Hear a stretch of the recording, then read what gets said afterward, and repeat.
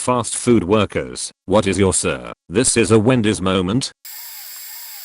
This happened at an actual Wendy's. It's a bit long but trust me, it's worth it to read.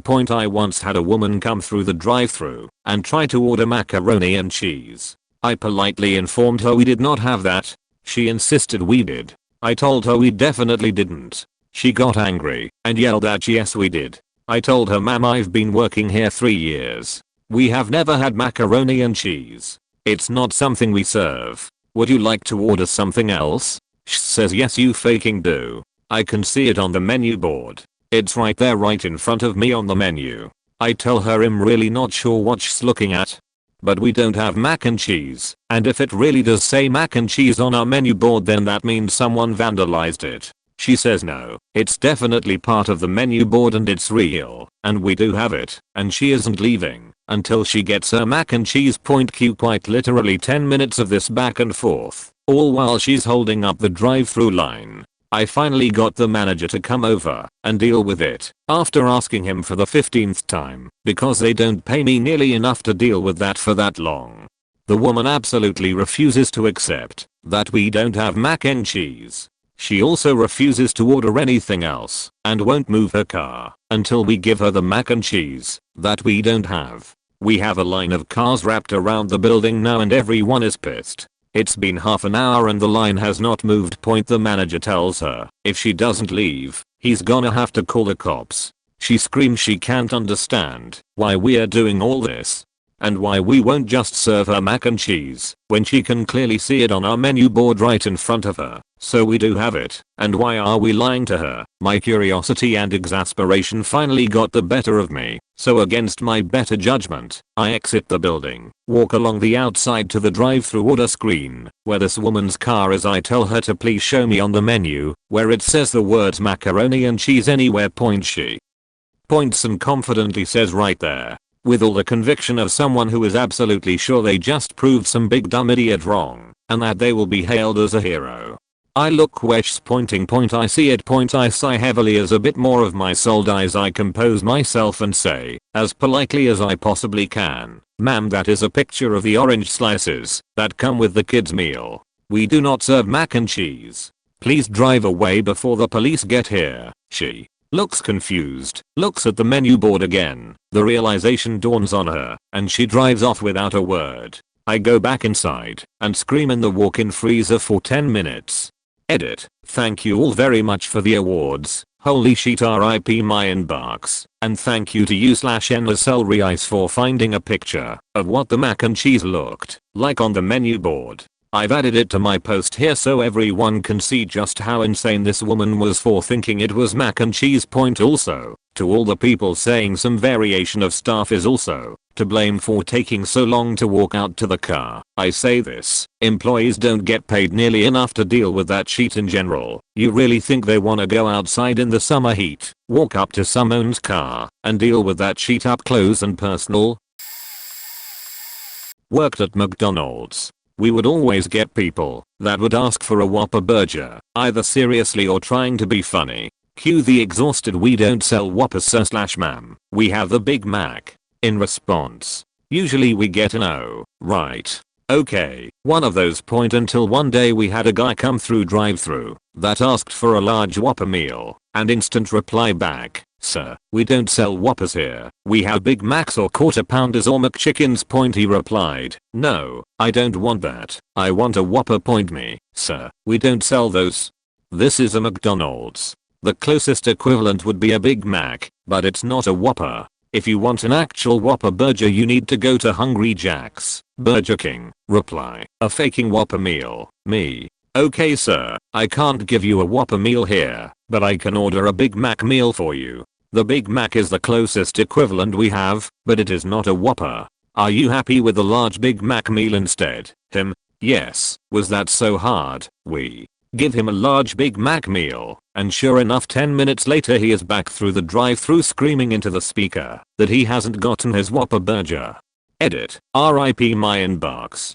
First of all, thanks everyone for the cake day wishes. I didn't even notice. Second of all, to address the Big Mac isn't the equivalent comments. At the time, I was just thinking he was ordering the standard signature burger from the menu, of which the Whopper is the signature burger of Hungry Jack's, and the Big Mac is the signature burger of McDonald's. It didn't cross my mind to think of quarter pounders as closer to the actual Whopper burger, because, well, to a teenager making minimum wage I'm not going through the list options. That could be the possible equivalent. All I could do was explain we don't have Whoppers at McDonald's. Here is what we sell. You don't want to listen, fine. Are you happy with X alternative instead? You said yes?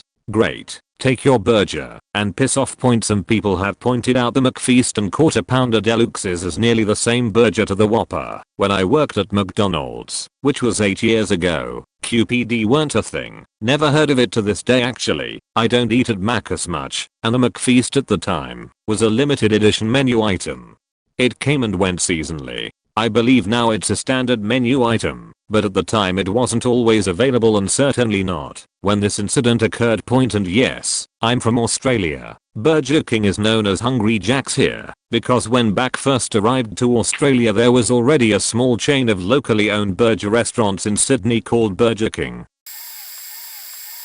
Wasn't it fast food, but while I was a cashier at Walmart, I was finishing the checkout of one woman's order when another, older one came up behind her on a motorized cart. The first woman said some simple, pleasant greeting like, "Hi, how are you?" to the second one, which somehow developed, within the space of about 2 to 3 minutes, into the second woman's reply in the form of monologue about how she was sorely abused by her mother as a child, but her mother was now dead. And she still missed her, even though she also severely neglected her, which led to the plethora of health problems she has suffered. Starting in her teens with abnormal puberty and only getting worse from there, and her abusive relationships with men. The first woman looked at me like holy hell, and finished paying and picking up her order, and abandoned me to listen to the rest of the second woman's woes. She also had children who were all ungrateful and just never wanted to have anything to do with her, even in the throes of her worst illnesses and health issues, and some of them have completely cut her off. It's all her former husband's fault, and her dead mother's, because she, this rambling woman, not her dead mother, is too nice of a person. She is too loving, she is too giving, she loves her children too much, and gave them too much. She sat on her motorized cart just continuing her speech about her life of torment, and all her stuff was bagged. I'm just standing there waiting for her to pay. She won't shut up. She can't take a damn clue. The line is backing up behind her. She still won't shut up. She's talking about how her husband's made her work when she shouldn't have, and her kids abuse her. Her son threw her out of his house for no good reason when she was just trying to help him. I'm not even saying anything to her. Like, what the fuck am I supposed to say? I diagnose you with a latent case of narcissistic personality disorder, intelligence lacking type, perhaps histrionic personality disorder, except I can't, because I'm a faking Walmart cashier, and not a psychiatrist. But I was a pretty scared young kid at that time, and felt too awkward and on the spot to say anything. Not even a peep of "Ma'am, could you please pay?" It only ended when the guy behind her loudly said something like, "What's the hold up? This isn't the place, lady." That she finally switched to grumbling about how rude he was, while she begrudgingly got her wallet out, and then somehow left, and it was overall because the first woman tried to be nice.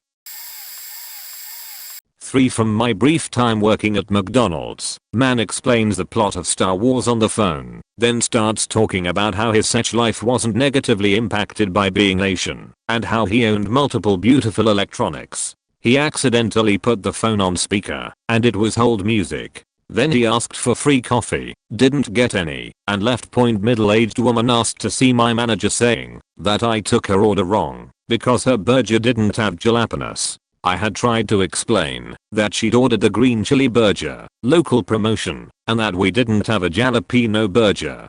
She screamed. My manager tried to explain that green chilies and jalapenos were different and threw the mostly eaten burger in his face and started yelling at people. So the manager calls the cops while she's still yelling about how we were all going to be arrested for fraud.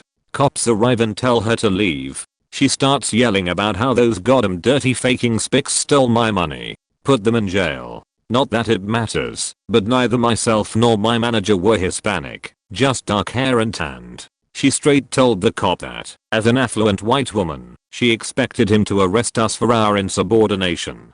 I mean, the cops in the area were pretty racist and he handled her with kid gloves / apologized to her. She spit on him anyway and got cuffed. 4 people got out from a desert furry con and showed up to get quarter pounders at midnight. They were really nice, but it was interesting to have 4 people in fursuits chatting at the table. At least they took their masks off. 2 of them were talking about how the Cuban Revolution needed to be judged by the historical conditions of its time and how this applied to Palestinian liberation. The other 2 made noises at each other.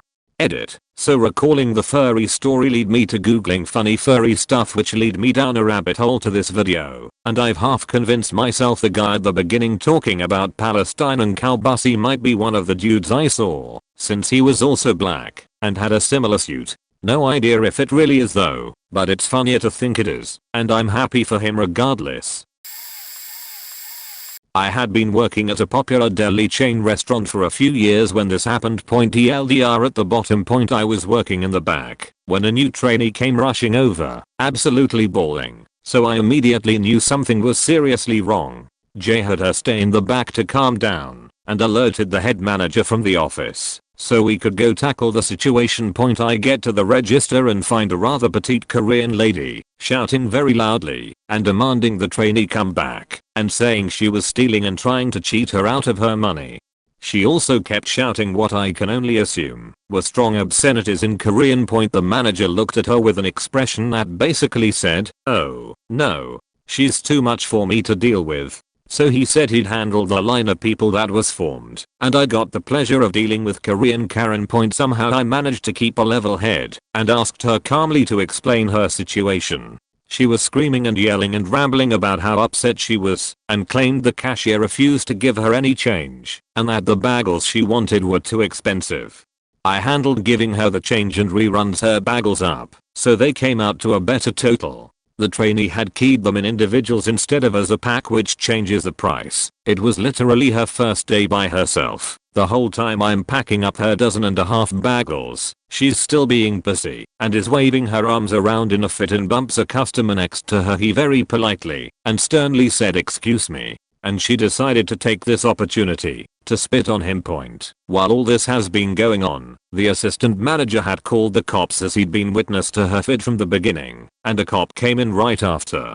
As I'm finishing slicing up all her stuff, the cop is trying to ask her questions, again, very calmly. "What is the problem? What's her name?" Then he asks to see her identification, and she goes ballistic, shoves the cop, who has kept his hands TK himself this whole time, and spits at the cop. He tries to take her wrist and orders her to put her hands behind her back, and out of nowhere she lets out this howling scream and starts trying to fight with this guy, and he's shoving him around.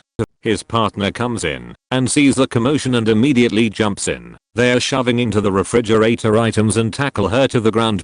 They take her out to their police car in cuffs and come back inside to pick up her personal items that were dropped in the fray and ask me if anything else was hers, and I gladly handed them her change and bagels. TLDR. Crazy Korean Karen throws a fit. Cops get called. She puts up a crazy fight and ends up arrested, but she got her bagels and change that she wanted. Edit. Oh my gosh, this blew up. Thank you all for the awards. Also, this customer being Korean had nothing to do with anything really. People of all backgrounds would get bent out of shape over the dumbest things. I only added the detail to fully convey the surprising strength and fight coming from such a small-framed woman, and that her shouting was in a language I do not speak. It also was just too funny to not have the alliteration of Korean Karen. I worked at a small town Dunkin' Donuts right off the highway about 3 years ago. The highway in question is one that everybody uses to travel from the city about 100 miles to the south up to their vacation homes in the lakes region of our state, which we are in the south end of. So we get out of staters all the time who come through and ask for macaxinus and frappes and other Starbucks shit. Sometimes the Aroma Joe's Rush drinks too. Once I had a mom that came through, only knew it was a mom cause of the screaming kids in her car asking for some sandwich that turned out to be from the Sonic drive-ins. Those don't really exist where I'm from. The closest is 2 hours away. When the three of us working were all super confused by what she meant, because we'd never heard of it before, she asked to speak to our manager. We told them the truth. The manager had gone home for the night, but the assistant manager was in at 6 a.m. the next morning. She demanded to speak to a manager right then and there, and said we needed to call her and put her on over the drive-through speaker. Both managers went straight to voicemail. We said we couldn't reach them and she screams, "This is the worst Sonic I have ever been to." We're all bamboozled. Like what the actual fact just happened. My coworker literally asked what a Sonic was. Not to annoy her or be funny or anything, but because she literally did not know what a Sonic was. So the woman freaks out even more and says, "I will go to corporate and I will have this location shut down. I knew a Sonic up here wouldn't be any good, ma'am. This is a Dunkin' Donuts. What is a Sonic?" Pause. I'm so embarrassed. And it sounded like she started whimpering a bit before she drove off. I think it's funny now, but at the time I had no idea what to think. Not fast food, but still I worked at O'Reilly Auto Parts and we frequently had people that tried to return stuff they bought at AutoZone or Advance. This was usually an understandable mistake, because it was almost always a mechanic that just forgot where they bought something, or even just drove to the wrong store by mistake. But this one guy, he came in talking on the phone, never a good sign, and asked me to return something, handed me a receipt, then turned around to continue his conversation. I immediately realized that he had the wrong receipt and tried to get his attention, making me look like a dick for interrupting his conversation. Told him that he had the wrong receipt and got his phone number to look it up. While I was doing this, I overheard him say, "Yeah, I'm at AutoZone returning that part." So I looked through his profile and sure enough, he never bought the sheet at O'Reilly's. I tried to interrupt him again and tell him that he was in the wrong store and he just waved me off.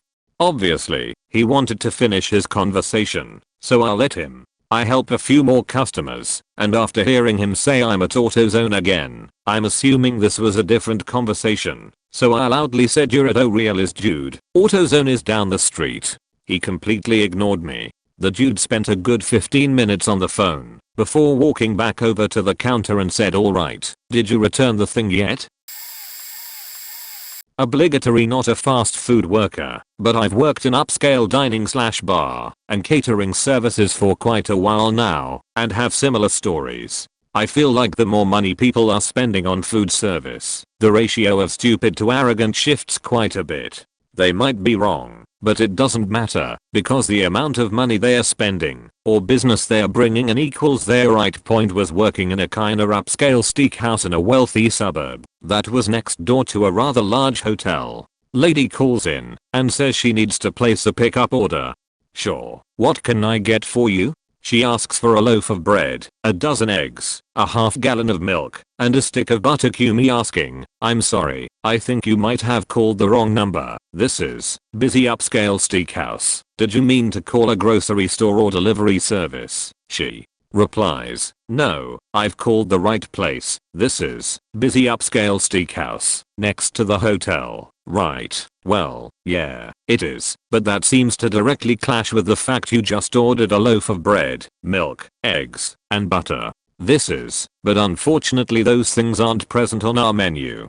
I can tell you how to find our menu online, or perhaps if you tell me what you're looking for I could suggest. No, I don't need to see the menu. We are at the hotel next door. Like I said, we just need a loaf of white bread, some eggs and milk, and some butter. We are going to my sister's house tomorrow for a family gathering, and I'm supposed to bring things to help cook. Are you telling me you don't have bread, butter, milk, and eggs there? Well, yeah, we do.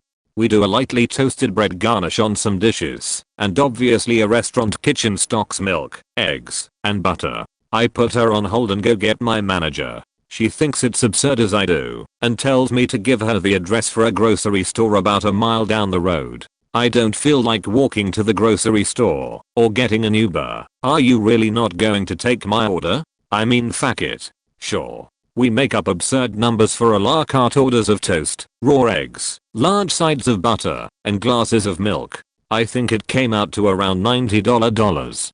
100% intended to make her realize she should just Uber to the store a mile away or something. I pick the phone back up and let her know, sounds good, I'll be there in a few minutes. So we sure as fuck went into the system, made up a $90 charge that account for an inventory hit of a loaf of bread, some milk, eggs, and butter, and 5 minutes later, she showed up and paid us to save her a trip to a grocery store. I want some groceries. Sir, this is a steakhouse. I'll pay you $100 to save me the trip. Sure, faking rich people, man.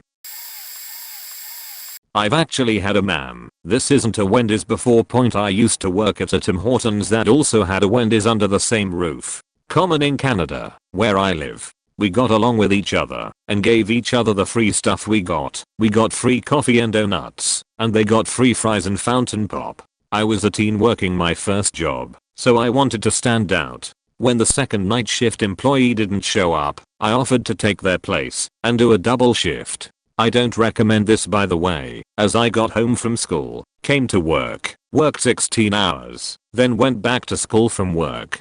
Brutal day for me, but luckily it was a Friday. Anyways, the Wendy's crew closed at 11 PM, but we were open 24 hours. Around 2 AM this woman drives up to my speaker box and this happened. Me, hello, welcome to Tim Hortons. Can I take your order? Hey yay, can I just get a Baconator please? Me, unfortunately this is the Tim Hortons window. Wendy's closed at 11 PM. Yay, I drove up there and no one answered, so I came here. Anyways, can I just get a Baconator combo with root beer? Me, ma'am, this isn't Wendy's. We don't make burgers. We only had, at the time, donuts, cookies, and pastries. Yay, I know, I'm not stupid. But could you go over and make me it? Me, no pointer. This is faking bullshit, man. I just wanted a burger. There are McDonald's literally down the road. That's 24/7 . Pauses for a moment, peels out of the drive-thru. Not really satisfying or sexy, but I still remember thinking this bitch serious. She has no idea how long it takes to even heat up the grill. Kind of shows that many people don't have basic job experience to know what the fuck the employees go though. If she thinks I could just sneak over and make a burger. I worked at Wendy's for a little over a year. A couple months in, I was taking orders and an elderly woman pulled up to the box. Without pausing, she said, I'll take 2 roast beef and cheddars and a large curly fry with cheese sauce. I gave her the benefit of the doubt and told her that we don't have those items and offered her the 444 instead. She replied with, you got rid of those? I never thought this would happen. Understanding her confusion, I said, ma'am, this is Wendy's, and then gave her directions to Arby's. She said, ope, I must have taken the turn too early for reference. Arby's was across the highway. A month or so goes by and I'm grilling, but I have a headset. We get a car and they take the order. I knew the voice in an instant. I'll take 2 roast beef and cheddars and a large curly fry with cheese sauce. The employee taking the order was new and asked if we had any of those things. I turned my microphone on and said that Arby's was across the highway. She, once again, replied with hope. I must have taken the turn too early and drove off. This process repeated about once every month or two. Another month or so after the last one, I'm the manager. I hired my sister who hit a rough patch to give her a quick job. Put her on order taking. The beep came through signaling a car. She told them to go ahead with their order, and yet again, I knew the voice in an instant. I'll take 2 beef and cheddars and a large curly fry with cheese sauce. My sister gets flustered easily, and I decided to let her take care of this for entertainment. They debated on menu items and my sister, who was brand new, tried to find these items on the computer to put them in. None of them are on there. This went on for several minutes until the elderly woman said, wow, this is a Wendy's. I must have taken the turn too early. After that, I never heard her voice again. Never received the 2 beef and cheddars and a large curly fry with cheese sauce order again. Me telling her that she was at the wrong place must have never clicked in her head to not repeat the mistake. The confusion with my sister forced her to learn it for herself, and she never came back. There's probably a lesson there, but at the end of the day, this is a Wendy's. Worked at a small, family-owned pizza joint in my area. Had a middle-aged lady come in with her mid-20s daughter and asked for our chicken salad. I told her that we had multiple salads that came with chicken, but that the barbecue chicken salad was the most popular. So she agreed that that must be what she is thinking of and orders that, and her daughter orders a pizza. We make the order and I bring it out to her. She's all smiles and thanks me profusely. Taking the order, making the order, and bringing it out took all of about 15 minutes. About 10 minutes later she comes in screaming at me that I made her order wrong and that wasn't the chicken salad that she wanted. My manager comes over backing me up saying that we'd simply made what she ordered and that we had confirmed the order with her beforehand, but that we would remake it if she would stop yelling at us for the miscommunication. This continues for about 5 or 10 minutes. At this point, she pushes the salad towards us and continues yelling, but I start making the new salad just to get her out of the store. This sent her into an even bigger rage. She pulls open the top of the to-go box and starts flinging salad all over the counter while screaming that the order is wrong and that she's going to be late because her break is almost over and she's a teacher. It takes 30 seconds to make our salads, but through all of the yelling it's taken almost 10 minutes to get to this point. So she'd been here well past a teacher's lunch break and it could been over in 2 minutes if she had just calmly explained the situation from the start. Well, I walk up with the finished new salad and she flings her old salad, some forks, some napkins and the tray at me and my manager and then screams that she doesn't want a new salad and walks out without the new salad. Lady took almost 45 minutes of her 30-minute lunch break / lunch date to complain about her food that she wrongfully ordered and then threw a tantrum and left without eating any food. I feel bad for whoever she's teaching. This will get buried. But point, I worked at Zaxby's and if people called and complained about an order and didn't want to come back in at the same time, the manager would write the name and details in the book. If someone came through the drive-thru wanting to claim their meal from the book, we were instructed to tell them they had to come in. To do that, point, one family abused this rule terribly and often. They'd order about $10 worth of fried chicken and call back 20 minutes later with the claim that they'd ordered $50 worth of food and it was all burnt / greasy / whatever. This continued on an almost weekly basis for years. They always used the same name and refused to come inside. They'd demand to speak to the manager at the window and the manager would always cave. Point, my favorite manager was so annoyed with it and was like, next time, tell them if they don't come in they don't get their food. Point. So the next time this happens, this lady comes around and I tell her per the manager she has to come inside and she starts verbally abusing me. Okay. And I'm like, beat me. So then she says she isn't wearing pants. And I'm like, you clearly are.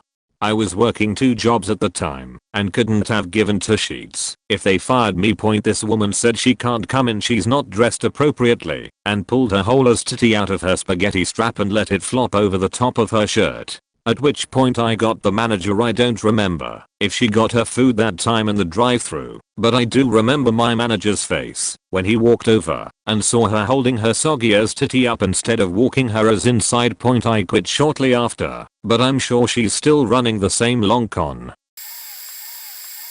Oof, not typical service, but I work in an I've had an uppity rich woman demand that I somehow produce a Tempur-Pedic mattress from Myers Hole. I had another guy that apparently thought we were a hardware store and demanded we get him screwdrivers, a drill, and some other tools. A few weeks ago I went in to draw blood and started forth on a patient who then proceeded to rant about the demons that run the planet and the end times, and when I left the room to send his blood to the lab he started screaming at me that they'd be coming for me next. My absolute favorite was when I came out of a room from coding a patient, respirator and face shield literally dripping with sweat, since it was just me on compressions for a solid 30 minutes. As soon as I step out, there's a patient with the classic Karen haircut asking me where the shower is. I explain that we don't have a shower. She starts getting irate and says I've been in my room an hour and the doctor hasn't bothered to come see me. She had only been in her room for 10 minutes. The nurse comes up as I'm telling her that I'm not capable of building a shower for her to use. The nurse then tells her she could use the very painful and expensive chemical rinse shower. She huffs off to her room. Then the doctor comes out of the code room after hearing all that. She goes into the patient's room and the patient starts yelling about a shower because her bag stinks. So the doctor looks her dead in the eye and says, you can wash your bussy in the sink and shut your mouth. If you keep treating our nurses and techs like this because you can't clean your own vagina at home, I'll have you thrown out. Hands down one of the funniest things I've ever heard from one of my coworkers.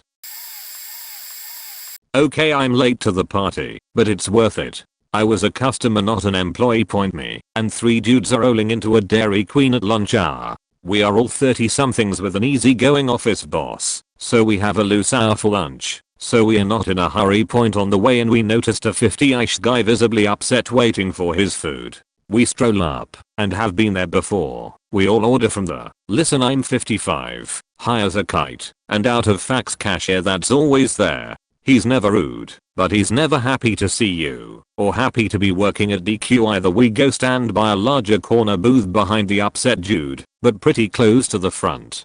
Suddenly this guy's had enough and yells, "Do they need me to go back there and cook it? This is ridiculous. Surefire way to get spit in your food." Point stoner. Yay, sorry, it should be right up. I don't know what's going on back there. Not a very reassuring reply and old dude is not happy about it. Point old dude, getting red now. I could have walked to McDonald's by now. What the hell? Meanwhile, my friends and I are saying things like, doesn't he know this is fan food not fast food? DQ slogan.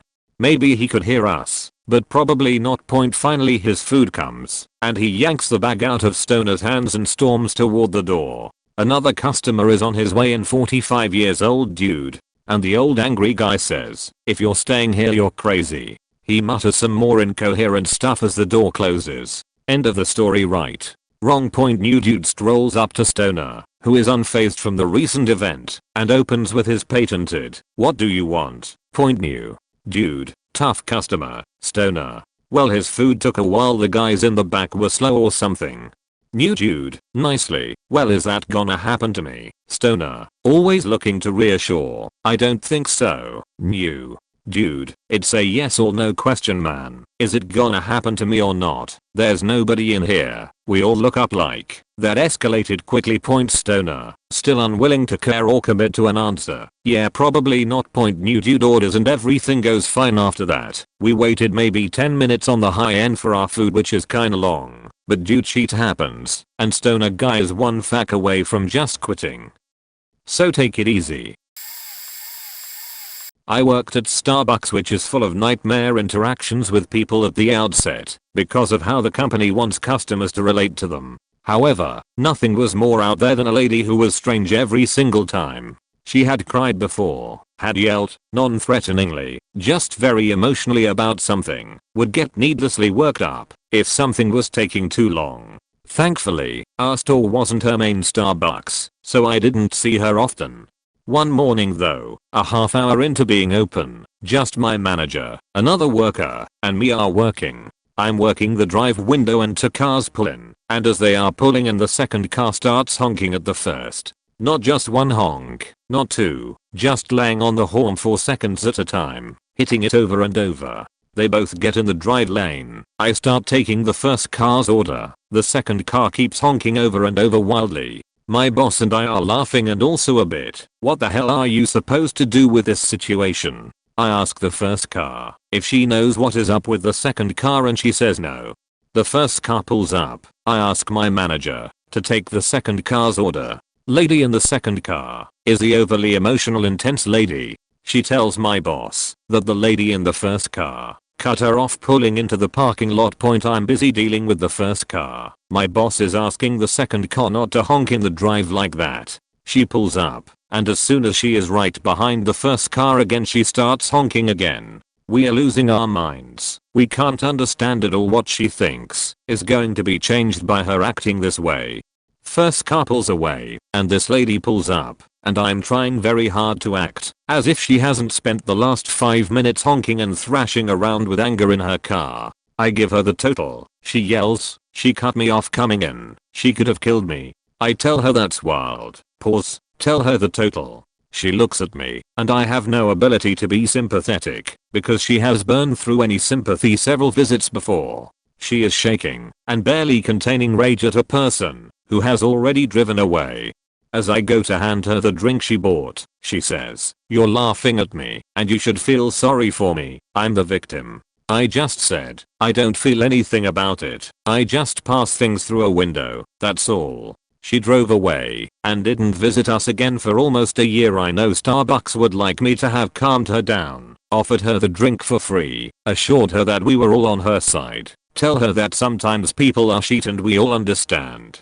But I can tell you we were much happier with her not wanting to come to our store for a long time. I was a manager for a local coffee shop. My favorite Karen Wendy's moment, a ritzy looking woman came in on the phone, loudly talking to whomever via headphones. After holding up the line, she finally took a second to order a frappuccino, thrusting her Starbucks card at me. She quickly scurried away after I slid her card back at her, saying we aren't Starbucks. I tried, unsuccessfully, for several minutes to get her attention again. I gave up and took the next order, curious to see how long it would be before she came and screamed at me. A full 11.5 minutes later, I timed her. Haha. She stormed up to the counter demanding her frappuccino. Oh my god, where is my drink? Those people were after me. What is taking so long? I explained we do not have a blender, ice cream, or their gross sugary powder mix, so we had none of the ingredients or tools to make one. The customer began yelling at me, saying she was friends with the corporate manager of Starbucks and that she'd get me fired for sure for how ignorant I was because I clearly had a blender. She mistook our industrial coffee maker as a blender. "Ma'am, we are not Starbucks. We do not have corporate." She cut me off again, screaming, "What do you mean this isn't Starbucks? Sure looks like a faking Starbucks to me." I took a step back, kinda smiling, so very glad it was me that got to witness this glory. "Ma'am, do you see Starbucks anywhere on our shelves? Are any of us wearing green aprons or a uniform and our walls are white and blue? Everything is 50s themed and there is a logo of not Starbucks right in front of you. So please elaborate. How do we look like Starbucks? Excuse me. Do you know who I am? Let me speak to your manager." "Oh no, you're right, one moment, I'll get her." I dipped below the counter and spoke to myself loud enough for her to hear. "Hey Murphy, a customer would like to speak to the manager." "Okay, what does she want?" "She thinks she's in Starbucks and is angry because we do not have the tools or the equipment to make a frappuccino." "Did you explain we are not Starbucks?" "Yes, but she became very aggressive and rude." Okay, let me speak with her." I stood up and smiled, astonished she still didn't seem to get it. "How may I help you?" "I'm the manager." "Oh my god, you're the worst barista I've ever seen. I'm never coming back." "Okay, thank you. You're making my job easy. I really didn't want to kick you out." Apparently she lived in the apartment complex because a few weeks later she came back with friends demanding a free drink while I was in the kitchen baking. Daniel came and got me. "Oh, Mrs. Starbucks." She turned so red and left the second she saw me. Her friends ordered and waited for their drinks politely while she stood outside. Not quite fast food, but it's retail and pretty damn close to a this is a Wendy's moment, so I figured I'd share. My first ever job when I was just old enough to work was at Walmart. I was stocking shelves after I had got done unloading the trucks earlier, and a lady walks up to me and just starts having this coughing fit. But she's not covering her mouth or anything, and she's staring right at me. I turn towards her and ask if she's okay, and she just sort of looks around and then holds up a box of great value fruit snacks and just stares at me like she's looking into my soul to find answer to questions I don't even know. After a long pause, was probably like 10 seconds, but it feels way too long when someone is staring at you, she just goes, "Are these good?" I tell her that I've had them before and they're fairly decent fruit snacks, and I start to turn to go back to shelving. I've barely reached for the next can and this big huff stops me in my tracks. I turn and this lady has not only moved closer, but she's cornered me between my stocking cart and the shelves, and she's got this impatient look on her face and she's pointing the box at me like it's a gun. No, she says with an eye roll. "Are they good?"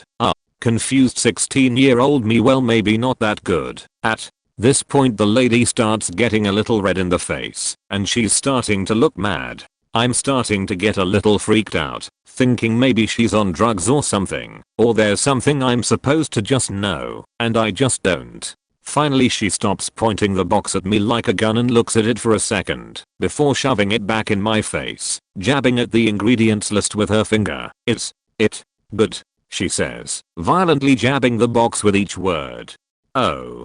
I pause while I try to read the list of ingredients. I grew up in a healthy household, so to me the ingredients list looked pretty rough. I didn't want to upset the lady, but she seemed really adamant in getting an answer. Well, I finally say I don't know too much, since I'm not an expert or anything, but I tend to steer clear of food coloring in food when I can, but the ingredients don't seem all that bad. She rolls her eyes and lets out a sharp huff.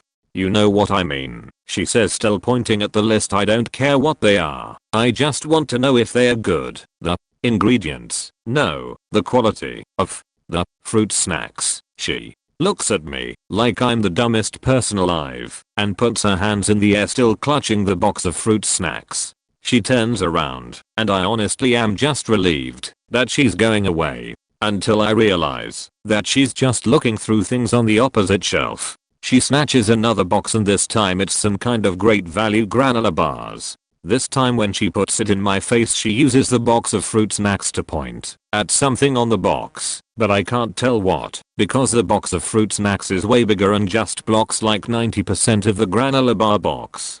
She gives me a look and starts tapping the boxes together faster. Ma'am, I start, but she doesn't let me finish. See, she says, is the quality good of the box? She freezes and just stares at me again. A little bit goes by, and I can feel a drop of accumulated sweat from this tense encounter slide down my side from my armpit. Slowly she separates the two boxes, and at this point I'm convinced that I'm an idiot, and I'm just totally missing something. This is a grown woman telling me that I know, so of course I should probably know. So I must be the idiot here for not knowing. Finally she holds both the boxes out in front of her. You've seen it, right? She says, impatiently tapping her foot. Seen. So is it good? I just want to know the quality, ma'am. I don't care, and you work back there, right? You've seen them make it. Is the quality good? I just stop for a second, and as I look at the box of bars and see the great value logo on both, it slowly starts to sink in what she's asking. Ma'am, we don't make the products here. She rolls her eyes and holds out both the boxes again. These are your brands, right? I saw you come from back there, so you know. Are they good? At this point I'm just so flustered, and I'm still trying to come to terms with what's going on and how to explain this without sounding condescending. I'm also still partially worried that maybe I'm still the idiot and I'm still not following. Ma'am, do you think we make those products here at the store? They're your brands. Just tell me the quality. I have to decide if they are worth it. Ma'am, we don't actually make those here at the store. They get brought in on a pallet and then we put them on the shelves, I say, gesturing at my stocking cart. We don't make them at the store. You work there. She points her arm behind her towards the back of the store. I can tell she is getting agitated. I nod and open my mouth to try and explain, but she cuts me off. This is your brand. So tell me, is it good? Ma'am, we don't make these in the back of the store. Just like the other products, they get shipped into us. We don't have enough space to be making all these different kinds of products here. I'm sorry, I have not seen them making any of the products here. I don't think the quality is that great though. At this point she just lets out this angry half noise from her throat, and she looks pissed. I stopped shopping at Target because they wouldn't tell me. This is ridiculous. I know you know. Why are you lying about what you make? I'm just standing there shocked at this lady screaming and throwing a temper tantrum over something that doesn't even begin to make sense. She turns around and throws the bars and fruit snacks onto the shelf pretty hard and knocks over a bunch of other bars. Ma'am, I can get my team leader or a manager to come talk to you if the look on her face was what you would expect if I had dropped my pants in the middle of the store and just sheet all over the aisle. Disgust, shock, revulsion. She stormed out of the aisle, kicking one of the boxes she had knocked over. TLDR, lady comes up to me working in Walmart. Think we make all the great value products in the back of the store, demanding to know the quality of the products. She thinks I have seen them being made in the back. Left pissed, thinking there is some kind of retail conspiracy where we won't talk about what is being made secretly in the back of the store. I've had my share of people trying to order Big Macs and McRibs, and honestly it was easy to shrug off, because there was a McDonald's like 3 doors down. This lady, though. This 400-pound Karen rolled in on her motorized wheelchair screeching about how we forgot something in her order half an hour ago. Confused, I tried looking for her order on the register tape. It had been dead all afternoon, so there were like 3 transactions in the past hour. I remembered each of them, so I figured maybe she was here a while before that. I tried going through the entire menu with her, but none of the items I listed rang a bell at all. It wasn't until we'd exhausted all of our options that she remembered we'd forgotten her BBQ pork. Tried to explain to her that we don't carry that, but she wouldn't have it. Would not shut up, demanding her BBQ pork. Crowning moment of her tirade was when she pointed an angry finger up at my coworker and yelled at him that this was a Chinese restaurant. How the fuck do we not have BBQ pork, ma'am? This is a church's chicken. Not only are you screaming at a Filipino man, you're also pointedly ignoring the only Chinese person here, because I didn't have the answer you wanted to hear. Either. She wound up rolling out in a huff, taking out 2 chairs as she went, screaming about her pork. The next customer, who had witnessed most of the incident, couldn't help but ask if his BBQ pork was in his bag too. I was a manager at a very busy Culver's. I've have more bad experiences than I can remember. One was when a lady ordered $30 worth of food, which I'm almost certain was all for herself. No big deal, you do you. So gets cheese curds, onion rings, 3-piece cod dinner with extra every sauce, large pop, a large smoothie, and a $2 side salad. Complains about the price, so the window calls me over to deal with it. I repeat her order and go, is there something you don't want? Because this is the price. She bought it all with an attitude. I told the girl working the window $10. She calls later claiming we messed it up. I had been a manager there for so long it's easy to spot the people. I bagged her food to make sure it's perfect, because I'm not explaining to my boss a $30 loss for the hour. Not even 2 minutes after pulling out, she drives up to window and again starts screaming at the poor girl. So I go over and ask the crazy lady what the problem is. She complains she asked for French, not ranch. So I go, no problem, let me get you a ranch. The lady starts screaming, this is bullshit, my food is cold. 2 minutes. I demand a refund. I told her no problem, I will take your food and that pop you're guzzling down them and be happy to give you your money back for what you haven't started eating. She continues to scream that she deserves a whole refund and free food on top of what she has. I politely go tell her to fuck off and make a choice. Keep your food, return your food for a refund, or continue to yell and have the cops called. She starts throwing the food back at me. I made another manager who is old and an absolute beach to deal with her. There was no refund, no food returned after her throwing it, and she called the cops on her. I love you, Carol. Another one was so dumb. Okay, we had one TV in the store. People treated this place like it was a damn bar and would literally come here to watch the game. There are a ton of nice and hole-in-the-wall bars in the area, but people treated Culver's like Jesus himself was making the food. Anyways, my boss was cheap and didn't want to spend money on an upgraded package to get more channels. An old dude comes in to eat after being there for 20 minutes and 2 other shift leaders telling him we don't have the channel with the sports game he wants. They call me over to deal with this irate human. I tell him the same thing. I'm sorry, we don't have that channel. He starts screaming asking for corporate's number, so I give him our store number, lol. Then starts screaming I'm going to call Wisconsin on you. I just said okay then and walked away. Best moment of my life. Another terrible one was I was helping my boss open a new location and some 50-year-old man with sweet pants on, big steroids muscle type. He was really weird, but whatever, I'm busy. I see him staring at me over the to-go railing. I give him his order and he asks me for more mayo. I look down and homeboy is standing there with a damn boner. I ran to the kitchen to tell my boss I'm not working up front anymore. Was at a Starbucks working one night when a woman enters and sits for a while at a round table in front of the cash. Eventually she gets up and asks, do you know when my chicken will be ready? It's been a while. My response was, what chicken? Did you order a sandwich? My apologies, I'll get that for you, to which she goes, don't get smart with me. I just want my chicken I ordered by phone over an hour ago. So I start asking other staff if we got a call for that, to which the answer was no point. So I tell her, sorry, we never received your order for your chicken, but we'll give you an additional chicken sandwich and a drink for your troubles.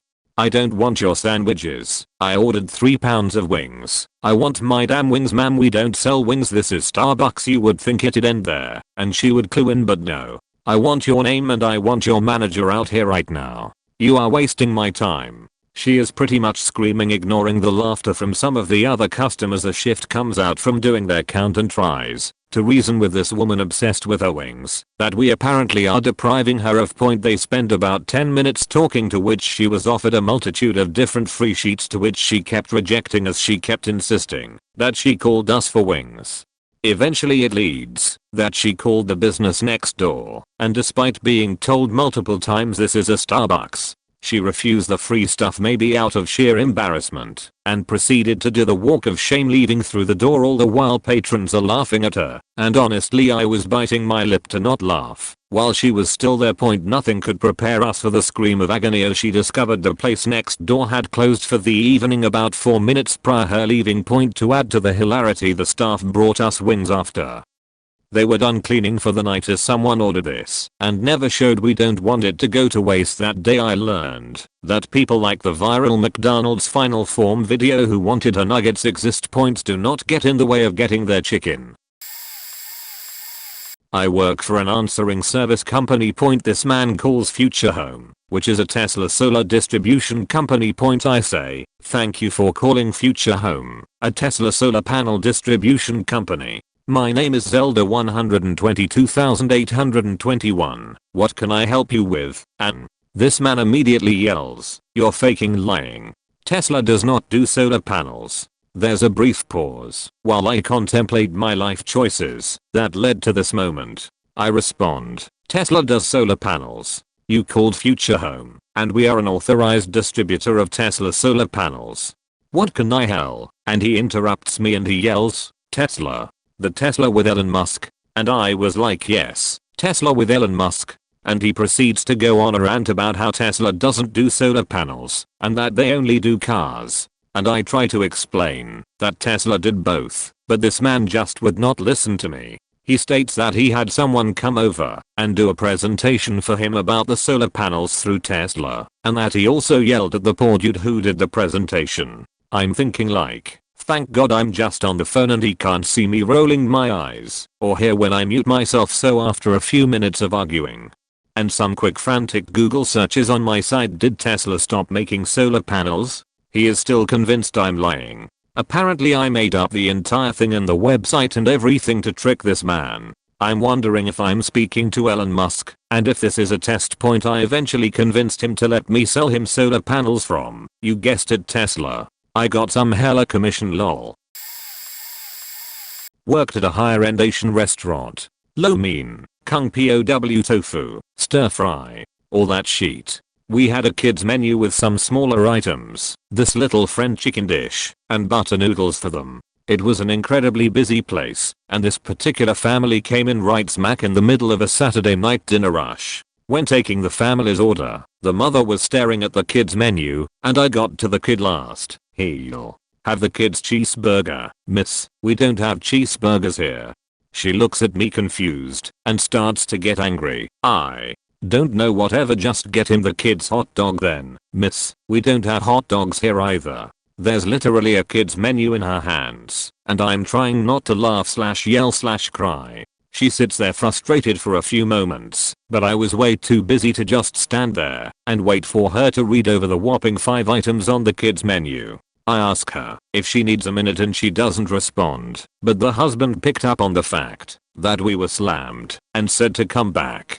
So, I'm at the pose when the lady comes up to me, one of my big pet peeves in service, and angrily yells, just get the kid some faking fries. I turn to her, 100% done with bullshit for the day, and tell her, ma'am, this is an Asian restaurant. We don't even have potatoes. It still boggles my mind that she reread that kid's menu a bunch of times and thought to herself repeatedly, this can't be all they have. They have to have a cheeseburger here. Like, do you know where you are right now? Bread? Cheese? Fries? I work at a McDonald's, and there's a KFC next to us. Fun fact, half of the employees at the KFC are McDonald's crew that has been fired lol. You don't wanna know how many times I got a car through my drive with the question, can I have a bucket? Me, of course, not knowing what he means. Sir, what bucket? We don't sell buckets, sir, starts screaming, because he just wants a bucket. He's Polish, so he speaks very broken English. I live in the Netherlands by the way, so this is even more difficult lol. Sir. Maybe try with the neighbors? No, I want McChicken bucket. Sir, we don't have a bucket. MC chicken bucket, sir. Bucket. Me being a good employee calls a manager my manager. Sir, what's the problem? Girl doesn't give me bucket, she needs to get fired, sir. Sir, we don't sell buckets. This went on for like a solid 5 minutes before he came to the window we were standing. Instead of screaming, he just nodded as if he saw his mistake and drove further. Sometimes we have really nice people, but most of the time we have complete assholes who don't know we are also just normal people who want to work. Point, we also have so many people coming in our restaurant that it'll get too full. With corona there are less places to sit to keep distance, and people literally come up to me, I can't sit, I will go to KFC instead, where I always respond with go ahead. Great name of old colleague for me. I worked at a Tim Hortons during college. One time a family came in and sat down at a table. I didn't think anything of it, thought they were maybe just having a chat before coming up to the counter or waiting for other people. Before long, I noticed they looked a little impatient and kept looking at the front counter where us employees were. I decided to go clean the dining area and ask them how they were doing this evening. Point, the dad replies with a scowl, are you gonna give us any menus or what? We are at Tim Hortons, sir, we don't have menus. Yeah, order at the counter. And then they all turn around in their seats and try to read the menus on the screen from where they are sitting. The son complains that he can't see it. I decide to just tell them what's available, and they all order a bunch of stuff through me. I go back and punch it all in the system and tell him from the counter that I'll need him to come up and pay, but we haven't received our food yet. Yes, sir, here you pay when you order. Well, how do I know what to tip if I don't know whether the food and service is good? So far I'm not convinced on the service. Sir, you don't have to tip. His eyes light up. He comes up and pays and sits back down. An employee makes the food, puts it all on the counter, and calls out the order. They all just turn and look at me. I'm on drive-through at this point, but they can manage without me for a second, so I carry the trays over to them. The son asks for some pepper. I bring over some little packets of pepper. He says he wants freshly ground. I tell them this is the only pepper I have. As I'm walking away, the mom says, good thing we didn't tip. Terrible service. If they ever went to another Tim Hortons, and probably didn't, because my service was clearly terrible, they would be in for a rude surprise to find out we are all the same. Russia, Kaliningrad, March 8th. What is known in post-Soviet countries as the International Women's Day. All historical and cultural oddities aside, it's one of the busiest days of the year. I'm a regional manager of a local chain of 3 pizza restaurants that are part of a bigger national franchise. It's about 9 PM. Very few people are dining in, but the delivery is super busy. Basically new orders have been coming in non-stop since 4 PM. 3 workers are always at the pizza station, and everyone is desperate when 10 PM comes, and the store can't stop taking orders. A guy enters the restaurant. He has a cell phone in his hand with his camera on and is filming everything. He's in his 50s. With much noise and swearing, he is saying something along the lines of, you stupid motherfuckers, look at them, there's nobody in this shithole and they can't even deliver the faking orders in time, idiots. The store manager, this part of the story I later learned from him, sees this and starts talking to the guy. The guy is obviously a famous blogger, the whole town knows him, and we're the stupid motherfuckers who had let him wait 3 hours for his orders. Now we promise delivery within an hour or we give a free pizza. And of course it's busy, and some of the deliveries are late, but not 3 hours. 80 to 90 minutes top. And we have a tracking system, so we know where all of our drivers are. 3 hours is not possible. The guy keeps saying that no, your stupid driver arrived 3 hours later with a stone cold pizza and said guess you don't want it then. None of us cold said that. Long story short, after 20 minutes of shouting the guy finally demands that we give him his pizzas and the manager asks the team to make him his 2 pizzas and the guy leaves but promises to mix us with dirt. The next day I learn about it. I call the guy. Hello sir, I'm Dulty, the regional manager. Please tell me what had happened. I ordered 2 pizzas from you idiots. You were 3 hours late. Sir, I can't find your phone in the orders list. Maybe you used a different phone. No. What was the address you wanted it delivered to? Such and such. But there's no such and such in my orders list either. Sir, are you sure it was us? Of course. I only ever order from you. Do you think I'm stupid? Do you think I'm an idiot? Here, my wife was there. She's gonna talk to you.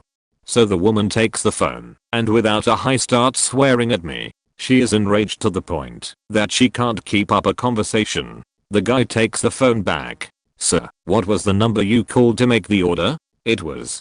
But sir, we only have a national number which is 8. We don't have a local phone. It's impossible. Do you think I'm a moron? It is your number. Why are you making me an idiot? You stupid fax'll burn your place down. I'm a wealthy person. I can buy anything. I just wanted a pizza. I'm a famous blogger. You'll be Novartis. Obviously I know the number he called. It's another chain. Local. They're okay but a national holiday is a national holiday. In 10 minutes of constant shouting I managed to convince him to call the number he named and ask them the name of the company and that I call him back in 10 minutes. If that's okay sir. He calls back in 5. Mumble sorry sir, can't hear you. Could you repeat that please? Very quietly you were right. It's a different place. My wife wants to say sorry female voice mumble it's okay. It's a fair mistake. What else can I faking say? Don't worry. No, look, I think it turns out we got 2 free pizzas from you yesterday. How can we pay for them? There's no need. If you want to you can place a new order. They place a new order within 10 minutes and get their pizza in 25 minutes. It was noon and I haven't been able to talk to anybody for the rest of the day. I worked at Starbucks that had a drive-thru. I had a regular customer who came through twice a day for her drink. It was a double shot of espresso, 2 pumps of white mocha, 2/3 of a Splenda packet, and steamed whole milk to the top with 1/4 inch of foam. I had been making this drink twice a day for 2 years at this point. I know the damn drink. So she comes through and orders her drink, and when she gets to the window she always takes a sip before driving off. So she takes a sip and says ooh what the fuck this is disgusting. So I say, okay I'll make it again for you. I make it again and she has the same reaction, except this time she asks me if I'm stupid. So I ask her to pull up to the front of the store so I can make it again while the other employees take care of the other customers. She refuses to park in front if the store and holds up the line while I make the drink 5 more faking times. On the last time she screams that I'm a lowlife piece of shit with no brain, throws the drink at me and drives off. The next day she comes through the drive-thru again and orders her drink. I can't believe she came back. When she gets up to the window she's acting like she hadn't just screamed and thrown a hot drink at me the day before. Takes a sip of her drink and says oh my god want to know something funny? Yesterday I had mint gum in my mouth and it made my drink taste weird. Haha. And drives off. No apology, just laughs. I worked at Papa John's when I was 15 to 16. When people would call in to order for delivery I would occasionally put on a fake accent and take their order. This time in particular I did a accent from India. I said my name was Moon. Lol. Yes Moon. I had been taking several orders with that accent and name with no problem until one lady called in and tried using a coupon from Pizza Hut. I explained that coupon is not working and that we are Papa John's. She then asked to speak with the manager. I started to worry at this point. How am I going to explain this one to my manager? So I decided to put on a heavy southern accent and say my name was Bob and that I'm the manager. Side note, it just so happened that when someone entered me into the system, To operate the cash register, my credentials were the same as a manager, so I could discount whatever without getting manager approval. That was lots of fun. So I discounted the pizza and apologized to the lady. She wasn't having it though. She went on about how horrible Moon was as an employee, and she said the name Moon was such disgust. I almost started laughing out loud. How he gave her such a attitude, and we shouldn't have people like that working here. Point, mind you, I'm the same person the whole time and I definitely was not rude, nor had a horrible attitude. Her coupon simply was from another pizza place. I didn't know what to say at this point. I'm 15 or 16. I couldn't care less about her BS complaints. So I decided to get extreme. I told her, "You know what, ma'am?" In my heaviest southern accent, "I'm going to fire Moon right now for the way he treated you." Her response? She said, "Yes, I think that's for the best." Lol. What a beach. She would have this poor man lose his livelihood simply because she couldn't use a coupon from Pizza Hut. Lol. The Karens of the world. R.I.P. Moon, you're my boy Moon. Wendy's workers know how shitty the 0.50 cents frosties are. These may not be the kind of moments you think, but I have been waiting for a Reddit to tell these stories. On context, it's mostly in terminology when someone asks for a Whopper or McNuggets. So here are 2 stories on that which I've experienced firsthand, including a couple of bonus stories. Lines are always long and whatnot, so everyone gets to wait. I had one woman come up to the service counter, where orders are grabbed and taken to seats or taken out, asking me, "Do I have to wait in this line for a 0.50 cents frosty?" Yes. I spoke in such disbelief. "Really?" I nod. She walks away. I figured she went into the line. She left the building. Point, when the deal ends, we get people who understands. This particular moment was one individual at drive-thru asking for 3 of them. To switch, the response was, "We don't have that promotion, ended a few weeks ago." She drives around, pulling off, in a newer model Dodge Charger. My best moment. That's why she couldn't afford the normal price. Bonus 1. Recently, like early in summer, I had the most headache-inducing moment in my time there. "How may I help you?" "I need a number 6, large with a Coke. We're all out of Coke. Is there anything else I can help with?" "Yes." "Okay, how can I help Coke? We're out of that." "I have Diet Coke, Drive, Pepper, Fanta Orange, Coke." "So a Diet Coke?" "No, regular Coke, sir. We are out of Coke. What do you want?" He drives off. I scream aloud in confusion, "And you left with nothing." Bonus 2. My first year, we often got buses. So this time, a big, Greyhound looking bus pulls in. I hop on back to help out. At first, we are only getting hit with the drive-thru and the few front counter orders. Nothing from the bus. We peek out. We see one person and feel a small bit of relief. We spot him wearing a wife-brimmed hat. A bit of confusion. A grey uniform. That strange. Point, it was an officer. The bus was a prison bus. For most of college I worked at a grocery store, specifically the salad bar department. We made several types of fruit trays and veggie trays, especially for graduations and stuff. Occasionally we'd get asked to make some weird stuff like melon boats, where we'd scoop out a cantaloupe, honeydew, or watermelon and fill it with other fruits. Other times we'd get asked to make watermelon baby carriages for baby showers. None of those were really in our official catering guide, but YOLO. Whatever looks good, and we could charge for.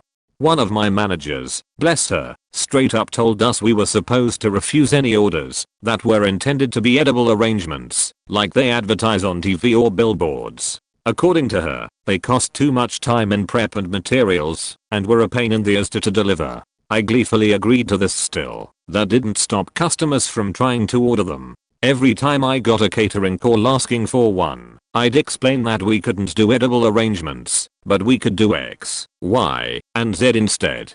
One lady pressed further, "Lady, but I'd really like an edible arrangement. Is there any place I could order one from?" Me, "Well, there's one downtown." Point, "Lady, okay, what is it called?" Me, "Edible arrangements." "Lady, seriously? That's what it is called?" Me, "Yes lady, I guess I'll call them." The name caught on so well that people didn't think to Google the place first. Point, I have more stories, but I'm not willing to recall those memories. ATM.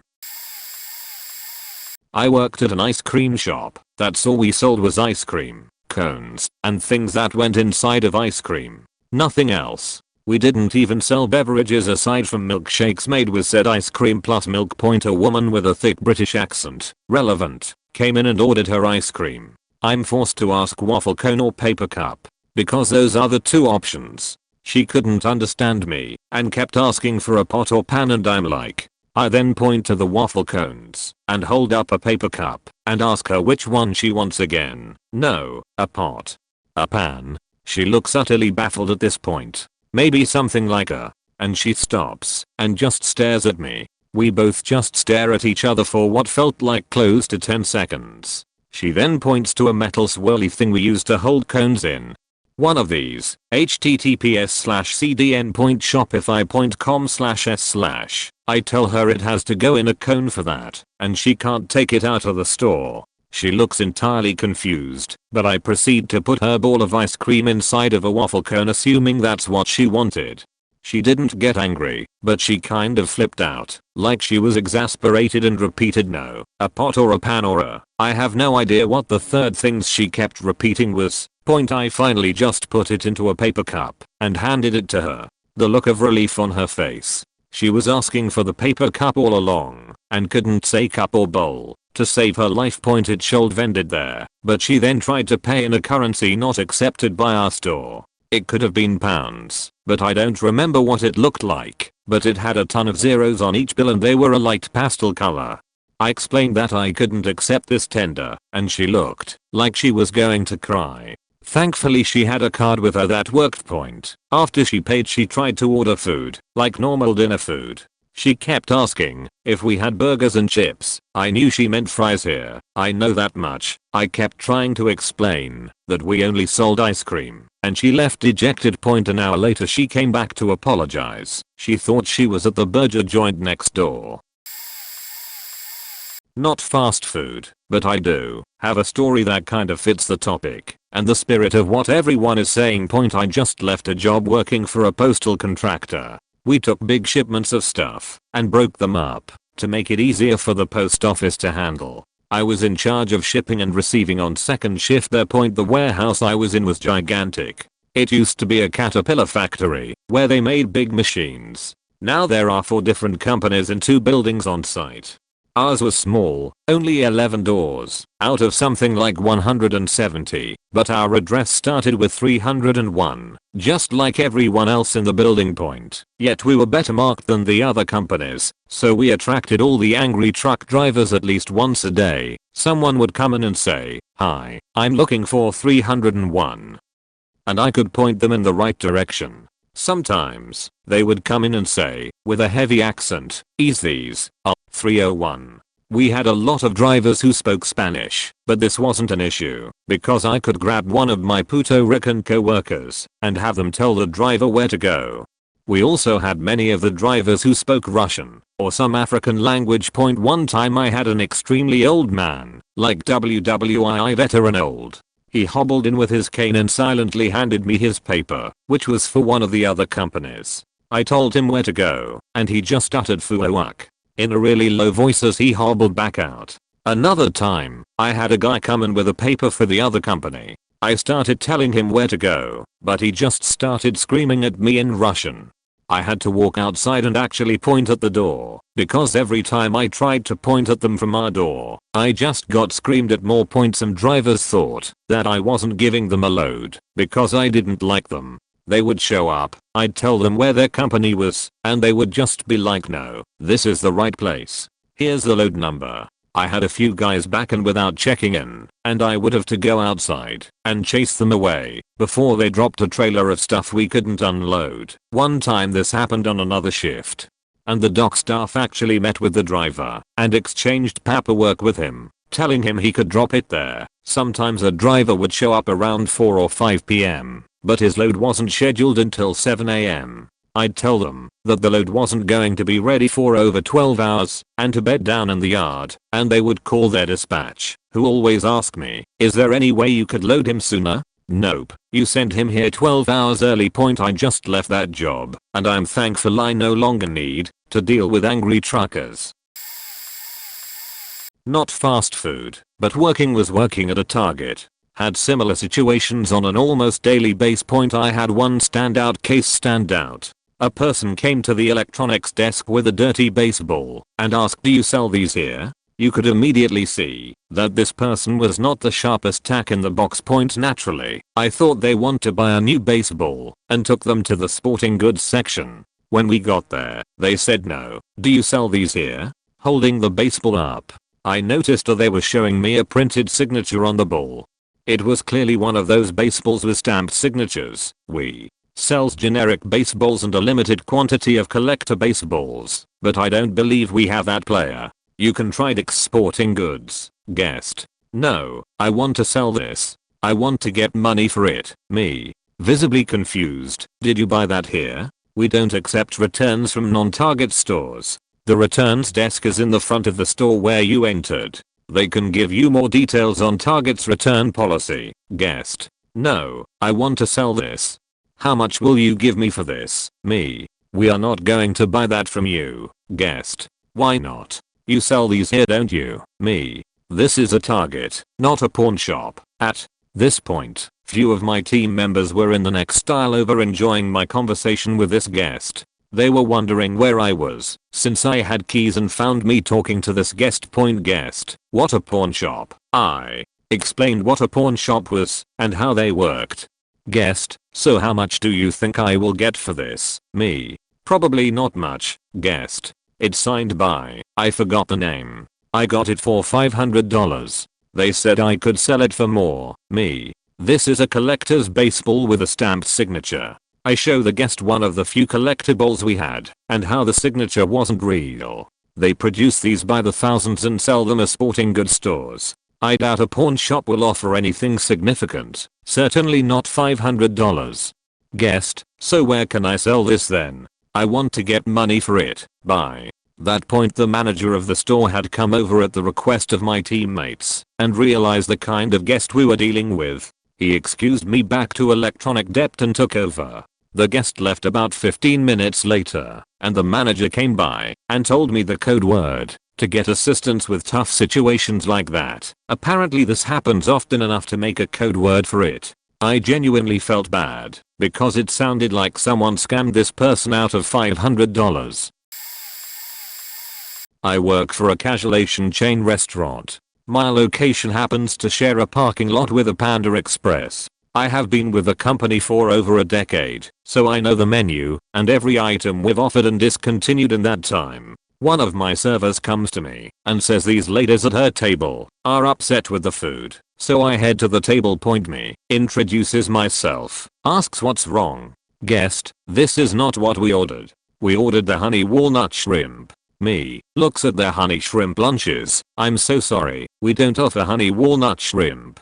I have crispy honey shrimp, which is what you have, or walnut shrimp with melon. Did you want the walnut shrimp with melon? Guest: no, we want the honey walnut shrimp. We were here 2 weeks ago and had it. Me, I'm sorry, I've been here for over 10 years and we've never offered honey walnut shrimp. Do you want to try the walnut shrimp with melon? Guest: well, we were here 2 weeks ago and had it, so sure, I guess we'll try it. New food goes out. I check back. Me, how is everything?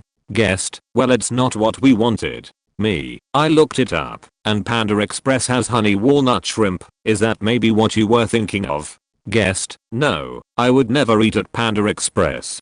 I had it here 2 weeks ago. Me, no, you didn't, but okay. Enjoy your meal. Her friend never said a word.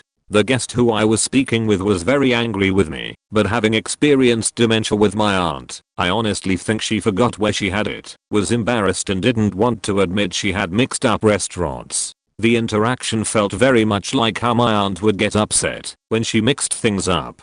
I tried to be patient, but man, it was frustrating. I've been here since the dinosaurs roamed the earth. Lady, I know more than you. Thanks, bye. Late buttered guy entered my Starbucks. He said, I've never been to one of these before. Can I get a regular coffee? Now, this was the middle of a DC area suburb and the man was white, no discernible accent. So it wasn't like a wild yokel had wandered into the only coffee house for 50 miles, or whatever, and nothing that transpired could be an issue of a language barrier. Now a lot of people asked for that and meant the pike brew, so I asked him what size. A regular coffee. Yes, sir. A regular coffee. What size? We have tall, grand and venti. I just want a regular coffee. Okay. A lot of people don't know the sizes. Small, medium, or large. I just want a regular damn coffee. A coffee, size regular. We don't have a regular size of coffee. We have small, medium, and large. I pulled the cups out and lined them up for him, which looks like the right size. I don't know. What's the regular size? We don't have one. We have 12, 16, or 20 ounce cups. Which of these looks like what you want? This continued before I finally said most people order mediums. That's the closest to regular we have. Would you like a medium? Is that a regular? Sure. Then, yeah, I'll have a regular coffee. I have no clue where he got the concept of a regular sized coffee from. No chain seems to have them. Point not quite applicable to the question. But there was also a woman who didn't know what she wanted because this one barista always makes it, and he knows me. That guy was on break, so I couldn't ask him. I asked her to describe what she wanted. Oh, it's my drink. He knows it. We had to wait for him to come back because she didn't know her order. I was convinced it was some complex half-calf double whip 2 pumps is 3 pumps that situation. It was a regular white mocha. Not something I witnessed, but something I did. Point I work in medical testing, and our video streaming kept malfunctioning because of intermittent internet issues, which corrupted our video files of the testing sessions. Major roof had to get resolved immediately. Point since my boss was on vacation, I was the one who had to call AT&T. I called them probably 3 or 4 times, explained the issue, kept being told it was a number of different departments' responsibility and that they were going to transfer me to that department or would help me get a technician scheduled if I would go on hold. Call dropped every time when the hold or transfer timed out. Now, it's 7:45 by this point, and I'm still at the office and pretty frustrated because I just know this is the classic ISP tactic of frustrate and dodge until the customer gives up. I ready yell and get the same shtick, tell them which departments I've been transferred to and had the call drop, and they promise to transfer me to a new department that will definitely get the problem resolved. Point someone actually picks up this time. Miracle of miracles. I begin explaining the problem, at which point the person on the other line tells me they are afraid they don't know what I'm talking about and that they don't handle this kind of thing. I, infuriated, insist that their company was the one who transferred my call and that they were the ones who told me they did, and if I wasn't supposed to be talking to their department, then which department at AT&T should I be talking to? Dude pauses for a moment before he tells me that this is the phone number for an auto repair shop. So AT&T must have transferred me to the wrong number. He started cracking up while I kept apologizing and eventually hung up. I'm quite a bit late to the party and don't have a customer service story, but I think mine will fit here. For a year, I found myself working as a security officer in a jail. Now, this was a very rural jail. Most of the inmates were regulars. We all knew each other, even where each other lived, co-workers and inmates. So, it's not a prison. We house newly arrested people and people on short sentences, like a year or less. Working there was depressing AF, but I will never forget this incident. So one of the inmate workers was a decent dude, as decent as someone can be after they've committed serious assault against a girlfriend.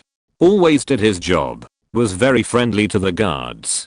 He went by Billy Point, but he stood out. He had some condition that caused him to not have any body hair.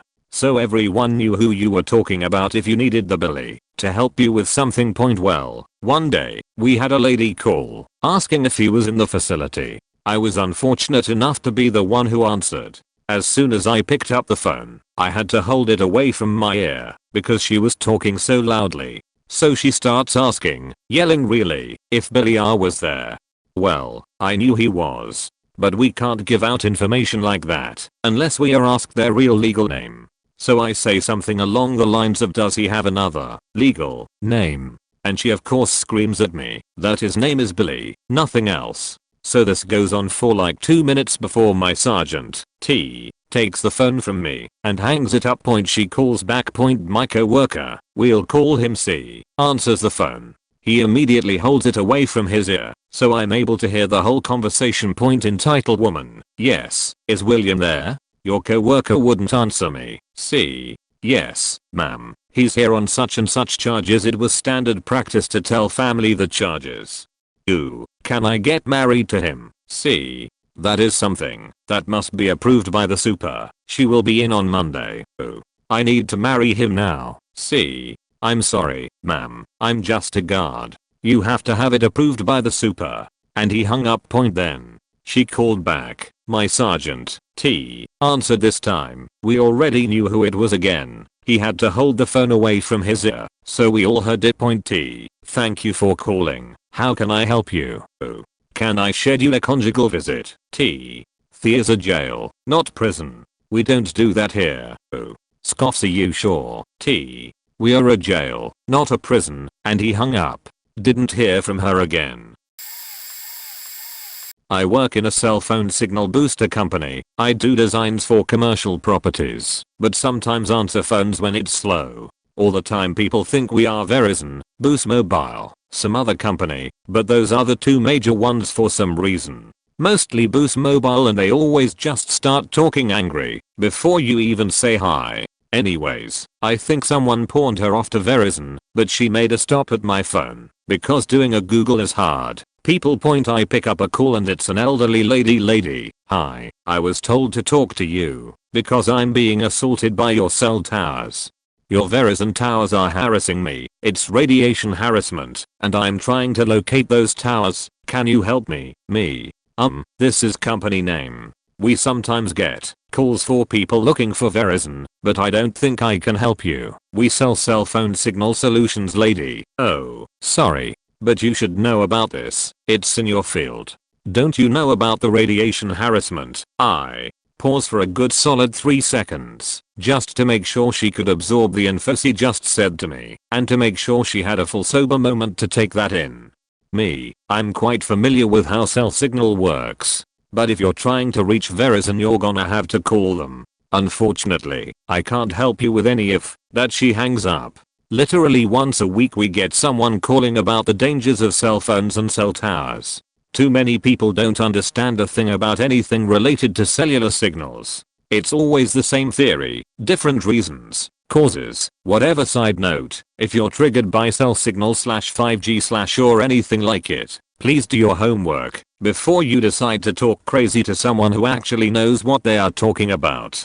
The theories I've heard so far are just so much science fiction. It's not hard to disprove, but people will stretch the way science works just to prove their point. They usually just end up convincing themselves right again, because if someone publishes a study that leaves the door even a crack open, they'll exploit that and say I don't know what I'm talking about. It's physics and electrical engineering, not googling and copy pasting things I don't know. I worked at a Hungry Jack's, Burger King in Australia, for nearly 3 years. I worked out the back making burgers most of the time, and so I would wear a headset to get a jump on the drive-thru orders. The amount of people that would come through the drive-thru and try order a Happy Meal, Quarter Pounder, or Big Mac was too damn high. It was hilarious the first few times, but it started to get annoying because it was happening way too often. You could hear the person on the drive-thru window die a little bit inside every time someone would try to order a product from another fast food chain. In the end I stopped wearing the headset because it was just too distracting and annoying. I ended up leaving fast food, but stayed working in retail while I studied and looked to start my career. Retail and customer service taught me a whole lot about dealing with people, and I think everyone should experience working in retail. Not for the horrible days, but for learning to treat others with respect. Regardless of job, position, or rank, everyone should be treated with respect. Nowadays, when I get served at a retail shop, I'm very conscious to use my manners and make things as easy as possible for the worker and myself. Saying hello, please and thank you are small wonders that are disappearing from this world, and we need to bring them back. And if we all had a bit more respect for our fellow human beings, we'd have a lot less retail horror stories. Manners cost you nothing, but can buy you the earth. Sorry for the long post. Not fast food, but I used to be a hospital receptionist. I mainly handled just general reception, such as answering calls, directing visitors to the appropriate room or rooms, answering questions, etc. One night, I had to cover the surgical desk. Same duties, except I was kept notified of when certain surgeries were ending, and to politely inform family and friends when their friend/relative would be out. Surgeons did the rest of the job. Anyways, a man was waiting for his wife. I got the call from one of the nurses that his wife would be in surgery for another 2 to 3 hours, and that it is going well. Awesome. I walk over to him and inform him. He thanks me, and I think that is all. Maybe he would ask me a question or two regarding if she had a room yet to go to, or whatever. Nope. He starts telling me about all of her medical issues, which is okay, I guess. He then tells me that all of her medical issues and surgeries costed them thousands, and how he feels burdened by all of this. Apparently she was a nutter bee to him, and he was thinking of leaving her. I'm trying my best to be supportive and understanding by nodding and going, oh, I'm sorry. But I had other calls to answer, and there were other families waiting anxiously. This man proceeds to ask me about my personal life, which I'm not really allowed to say too much of other than general info, I guess. Keep in mind, I was like 17. This man was probably in his 40s. So he knows I'm underage and just some high school student doing a job at the local hospital. He asks if I have a boyfriend. Immediately I think, oh god, why? I say no because, well, I didn't at the time. He asked if he could get me anything to drink or eat, or to come with him to the cafeteria. I politely decline. He gives me his phone number. Tells me to contact him sometime. I just nod and tell him I will, just to give him updates about his wife's surgery. I have way too many stories from this job. One time a woman called me the next Monica Lewinsky, all because I wanted to be involved in politics. That dream is long down in the drain, but that just sent me into orbit. I was just a teen at the time. Not fast food, but still pretty faking dumb. I'm a mechanic at a Ford dealership in the maintenance department. We had a guy in a Moth faking Mercedes AMG pull up. Wanted us to diagnose an oil leak. Sir, that would be more suited for our main shop where most of our repair stuff gets done. In our side we only do a few light repairs, and I would be willing to bring you to a main shop advisor. No, I want it done quickly, and this is a quick lane, so I want you guys to do it. Our dealership is part of a large chain. He bought from our high-end vehicle store.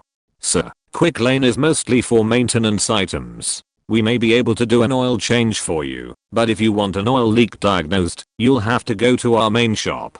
Is this how you treat customers who buy cars from you? Sir, I'm just explaining how our shop works. This is the maintenance side.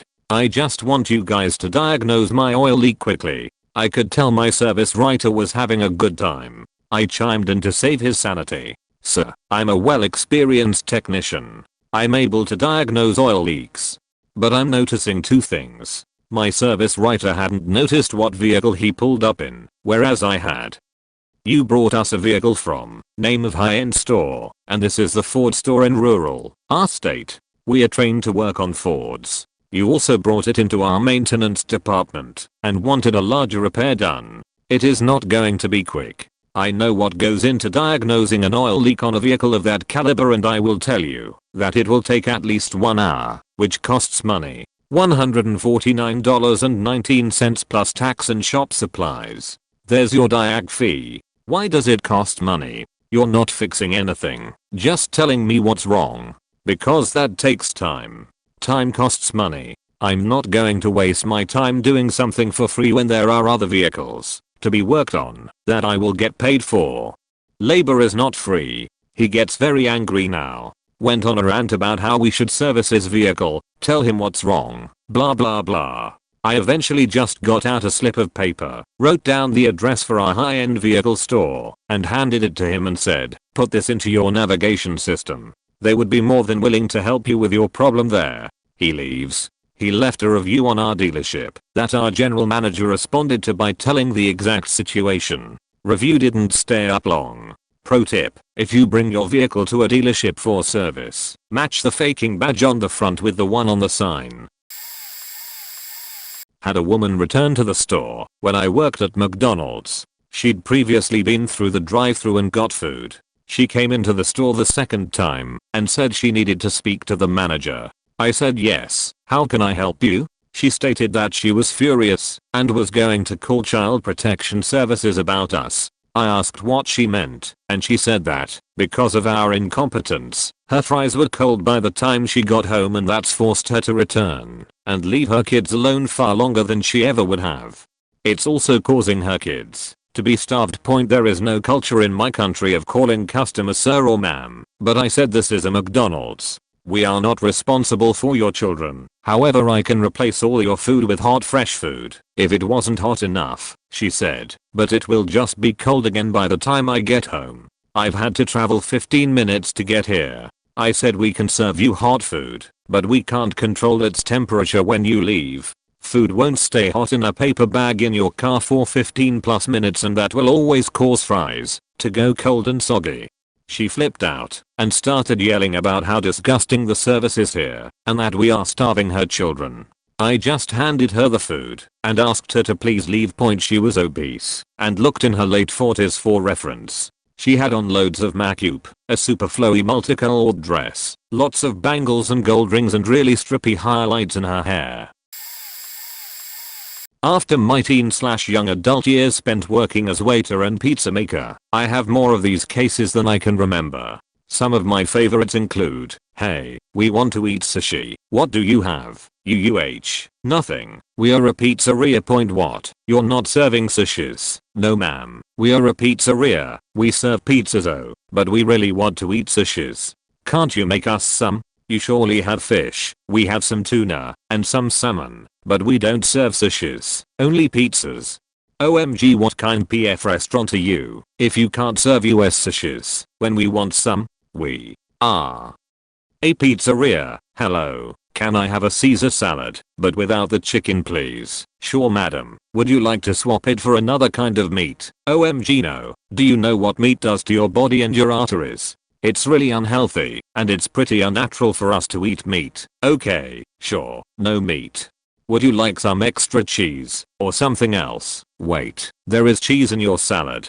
Info, there is a topping of Parmigiano and there is some in the sauce too. Oh no, no cheese at all please. It's really bad for the body, and can degrade your bones on the long term. It really should have never been invented. It's unnatural to eat that. MMH, yeah, okay, no cheese then. Would you like a drink with your salad? Yes, I'll have a Coca-Cola Zero. Excuse me, what is that on your menu? Can I help you sir? Yes, what is that on your menu? The small round zucchini. Yes, well, what is it? It's a small, round zucchini, sir. A small zucchini that is round shaped. Okay, I'll have that.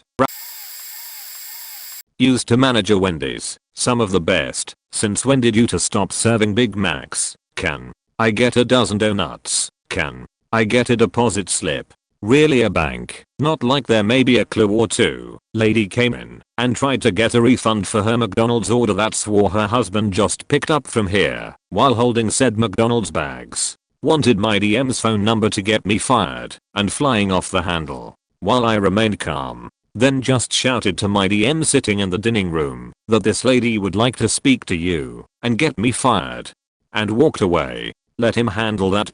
The ultimate during super busy summer lunch rush dining room order. Her, can I get 3 Whopper combos? Me, sorry we don't have them, but he have singles. Her, sure whatever, with onion rings. Me again, sorry we are not Burger King and don't carry them. Her, fine I guess fries will be fine to kids meals with chicken tenders. Me, nuggets okay. Huh, yeah that will do. 3 Oreo pies. Me, you know Burger King is right down the street. We don't have them either. Huh, oh okay. Oh, and can we have a senior discount? My father is with us. Never have I walked away from the front counter so fast. Just acted like there was an issue in drive-thru before I lost it. So many stories from that place. Dirty underwear and used condoms in the parking lot. Guy took a sheet on the dining room floor. People wanting to fight me over their order being wrong even though that's how they ordered it. Employee tried to steal food in front of me. Not that I really cared, but had to say something, then throw money in my face.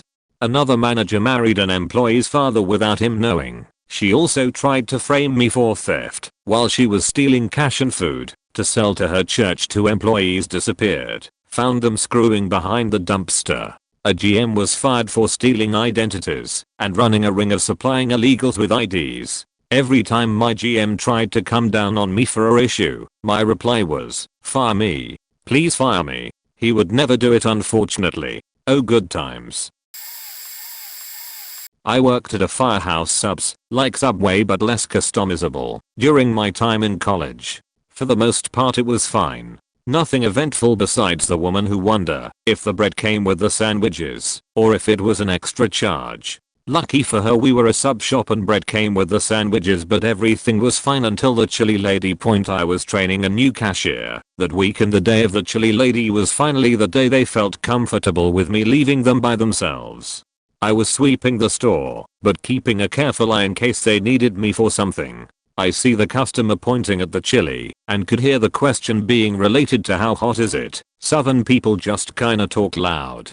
Her husband was just kind of standing there. They finish their order and sit down. Little bit later their order is brought out to them and she takes the bowl of chili and heads over to our hot sauce station. I'm not sure if she looked at any of the heat indicators of the bottles, but she managed to grab one I recognize, being on the hotter end. By this time I'm sweeping the line and near the register. I then hear a loud gasp and see her storming to me with chili bowl in hand. She's fuming. "You told me this wasn't going to be spicy. You said it wasn't hot." I'm completely confused and told her that the original chili is not spicy. You have to add the hot sauce yourself. She was not happy with the answer and started screaming about how she was going to sue us for false advertisement and endangering our customers. I tried offering to just get her a new bowl and she went on about how I was going to poison her. Our shift leader at this point had to duck to stop from laughing. The lady noticed this and started yelling about how she knew the manager Tony was not the manager's name or even close to it and was going to get us all fired for endangerment. Needless to say, we all kept our jobs. Manager/owner asked about it the next day and basically laughed at it and called her dumb. I worked at Tim Hortons for a few years. I had a few handfuls of regularly difficult and disrespectful customers to begin with, but one regular was a doozy. She always came through drive-thru at the peak of busy mornings/lunches and ordered meals with very specific requests, like, the mayonnaise has to sit between the lettuce and the tomato, not between the lettuce and the bacon kind of thing. Anyway, she surprisingly came by one day when it wasn't busy, and I was the lucky one to take her order in drive-thru. "Welcome to Tim Hortons. What can I get for you today?" Her 10-year-old son was audibly having a tantrum in the back of the car. You could barely hear her speak over the screaming. "I need a chicken McNugget combo." "I'm sorry ma'am, but we don't sell chicken nuggets." Her son in the background. "I need chicken McNuggets lady." "I know, goddammit. Look, I need a 6-piece chicken nugget combo with a small chocolate milk." "I'm sorry, but the only chicken we sell is a crispy chicken sandwich." "What kind of McDonald's doesn't sell chicken faking nuggets?" "This is Tim Hortons." "Ma'am, no it's not. I'm at McDonald's." For reference, Tim Hortons is a coffee and donut shop, and I worked in a rural area branch. The nearest McDonald's was 15 minutes in either direction, and she was staring directly at least 3 neon signs and one menu board that said Tim Hortons, and was a regular customer. I was a manager in one of the Walmart parked MCDs. We had someone come to our counter during Black Friday with their Walmart cart asking us to check them out. I politely explained that we were not affiliated with the Walmart, and as such we could not scan any items, no scanners, and we couldn't handle their cart. If they wanted a burger or a drink, I'm totally willing to help, but otherwise they would need to wait in the 4-hour line, or however long it was. They started turning into a toddler, and I explained again.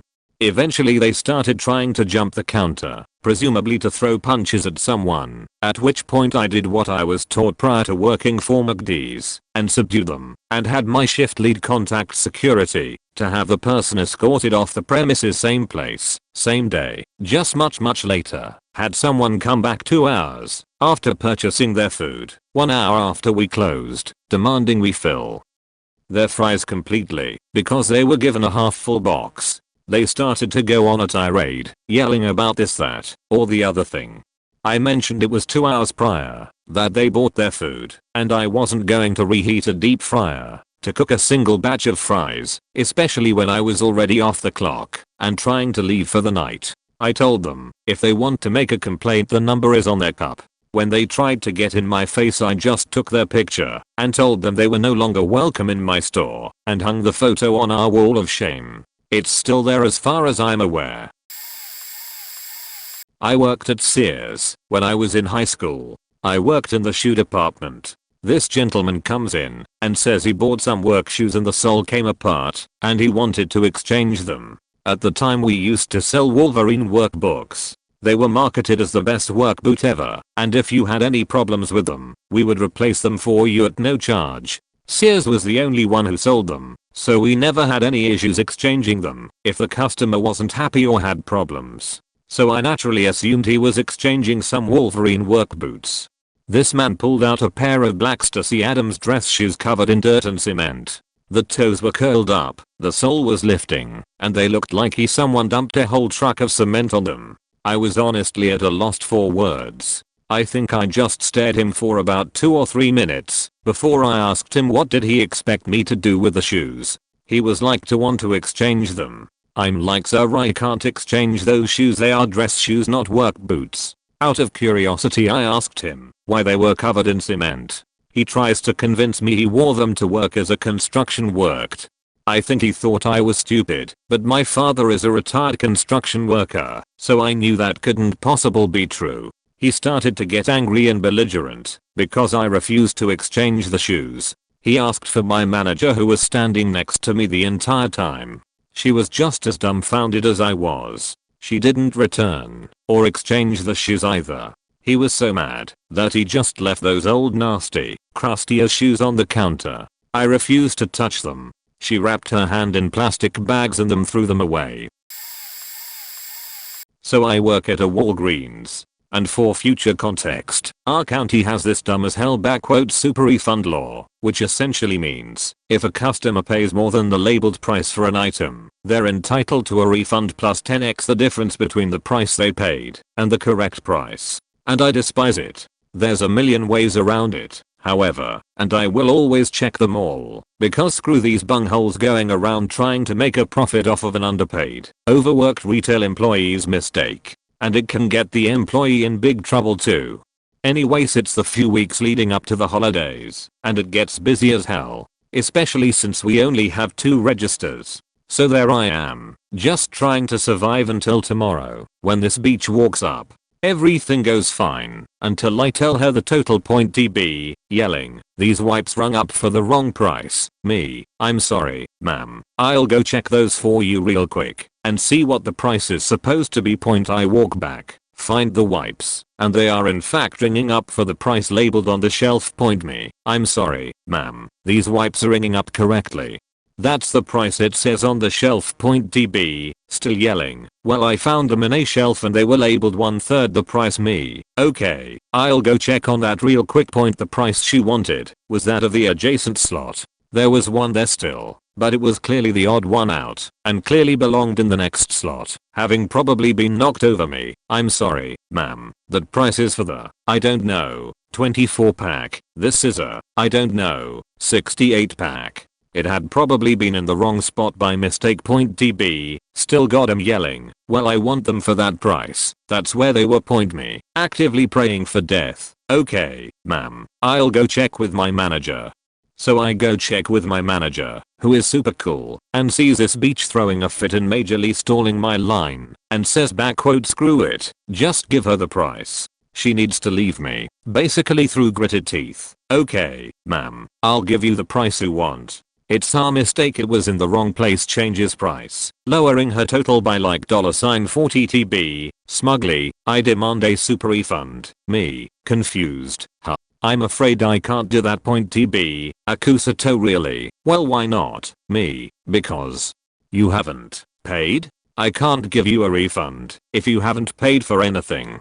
and I change the price anyways. TB, huffing, fine pays and leaves. I then proceed to excuse myself to the back room as soon as my line is done and laugh hysterically with my coworker, because if you can't laugh at this crap, you just won't survive retail.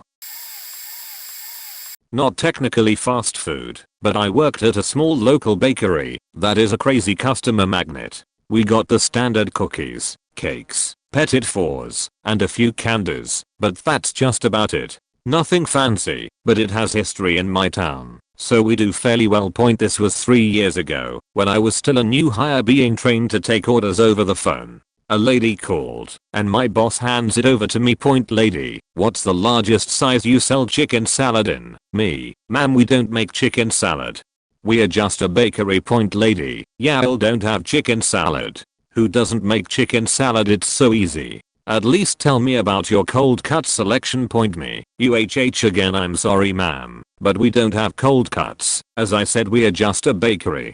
Cakes and cookies and things like that. Lady, you're telling me you don't have chicken salad or cold cuts? Why not? Those are such essentials to carry. What do you expect people to order? Me, well, usually cookies or cakes. I try to tell her what some of the most popular items we carry are, but she interrupts me. Lady, I don't want cookies or cakes. I don't know what a petit four is. I need to see your catering menu so I can place my order. At this point I started to get really nervous, so I asked my boss what she wanted me to do. She took the phone and told this lady again, we are only a bakery, we do not provide catering services. After probably another 15 minutes on the phone, it finally clicked with her that we were not, nor were we ever, a catering business. Still get messages over FB about odd items people expect us to have, which we get a kick out of.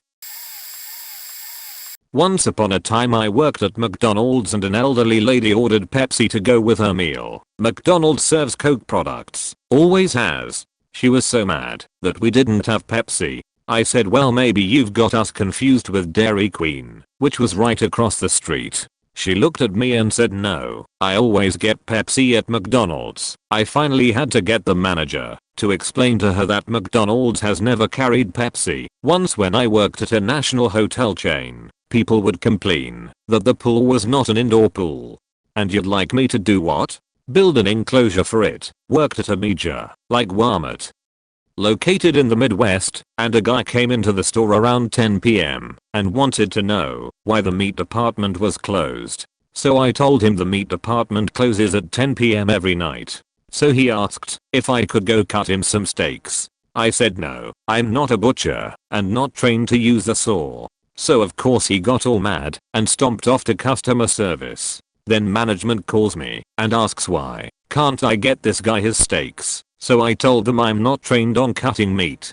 Apparently he had made up some story about me cussing him out and refusing to help him. I also had a lady stop me as I'm leaving work and she wants me to open a case and get a game out for her. I had to explain that I did not work in that department. They are closed and she should come back the next day. Again, I was not trained on register. I worked in the women's depth. I worked at a convenience store and had a little girl, like 6 years old, come in and try to buy cigarettes for her mother. This was in 1994 and way illegal, so no way was I going to do it. I just smiled at her and asked where her mother is. She says in the car. So I said, tell your mother that she will need to come inside the store and buy them herself.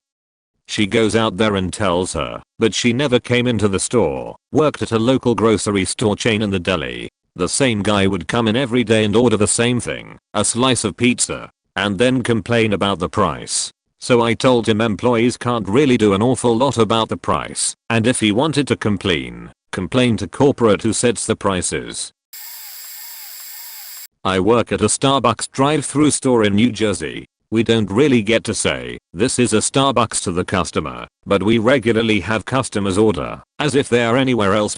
My store is close to 2 Dunkin' stores and people will most often order an iced coffee, like they are there. We have a couple people who used to work at one of these stores, and are amazing on register/drive-through order, so they easily teach us what light and sweet means, and help the customer find their magic number of sugar/pumps of syrup in their coffee.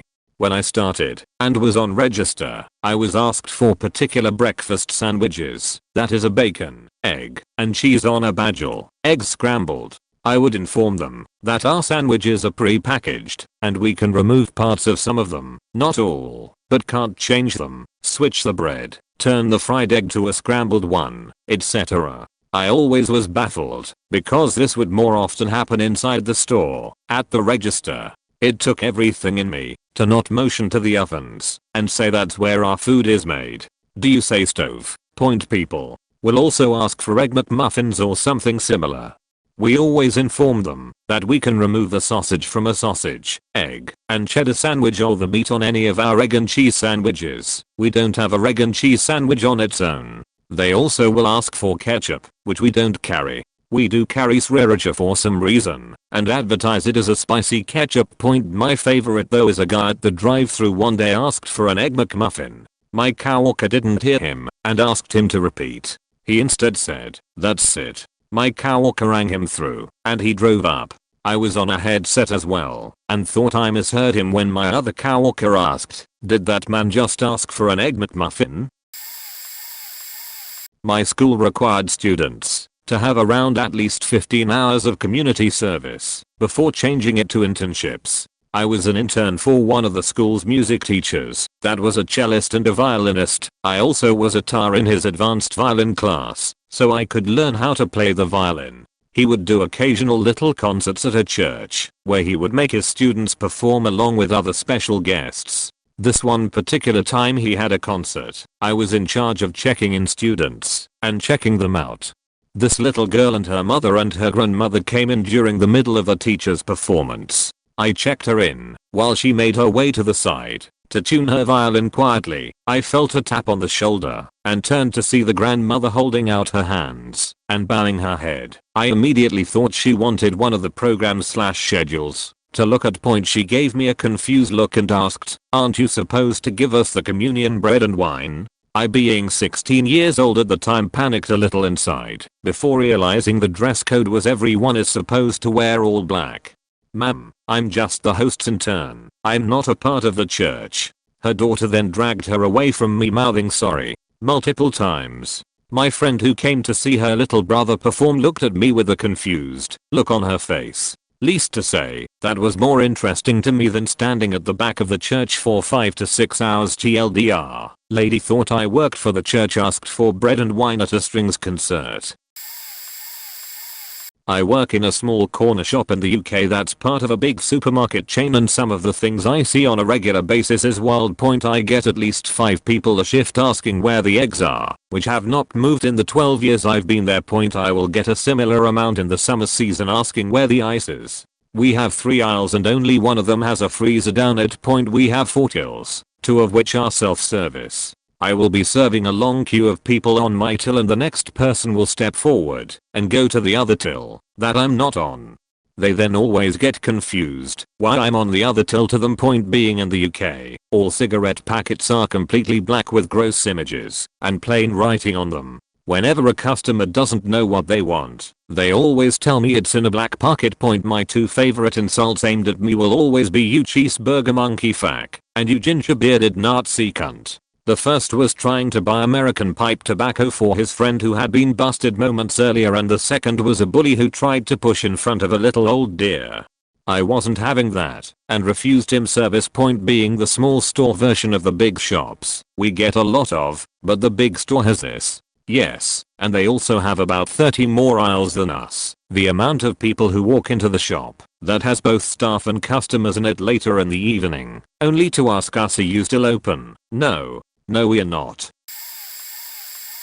I have a few point incident. 1. I was a manager of a Burger King while I was in college. 0/10 do not recommend. A hurricane came through down and took down the power. Because all the food in the fridge is expensive, I had to sit in that restaurant all by myself in the dark to wait for a refrigerated truck to come pick it all up.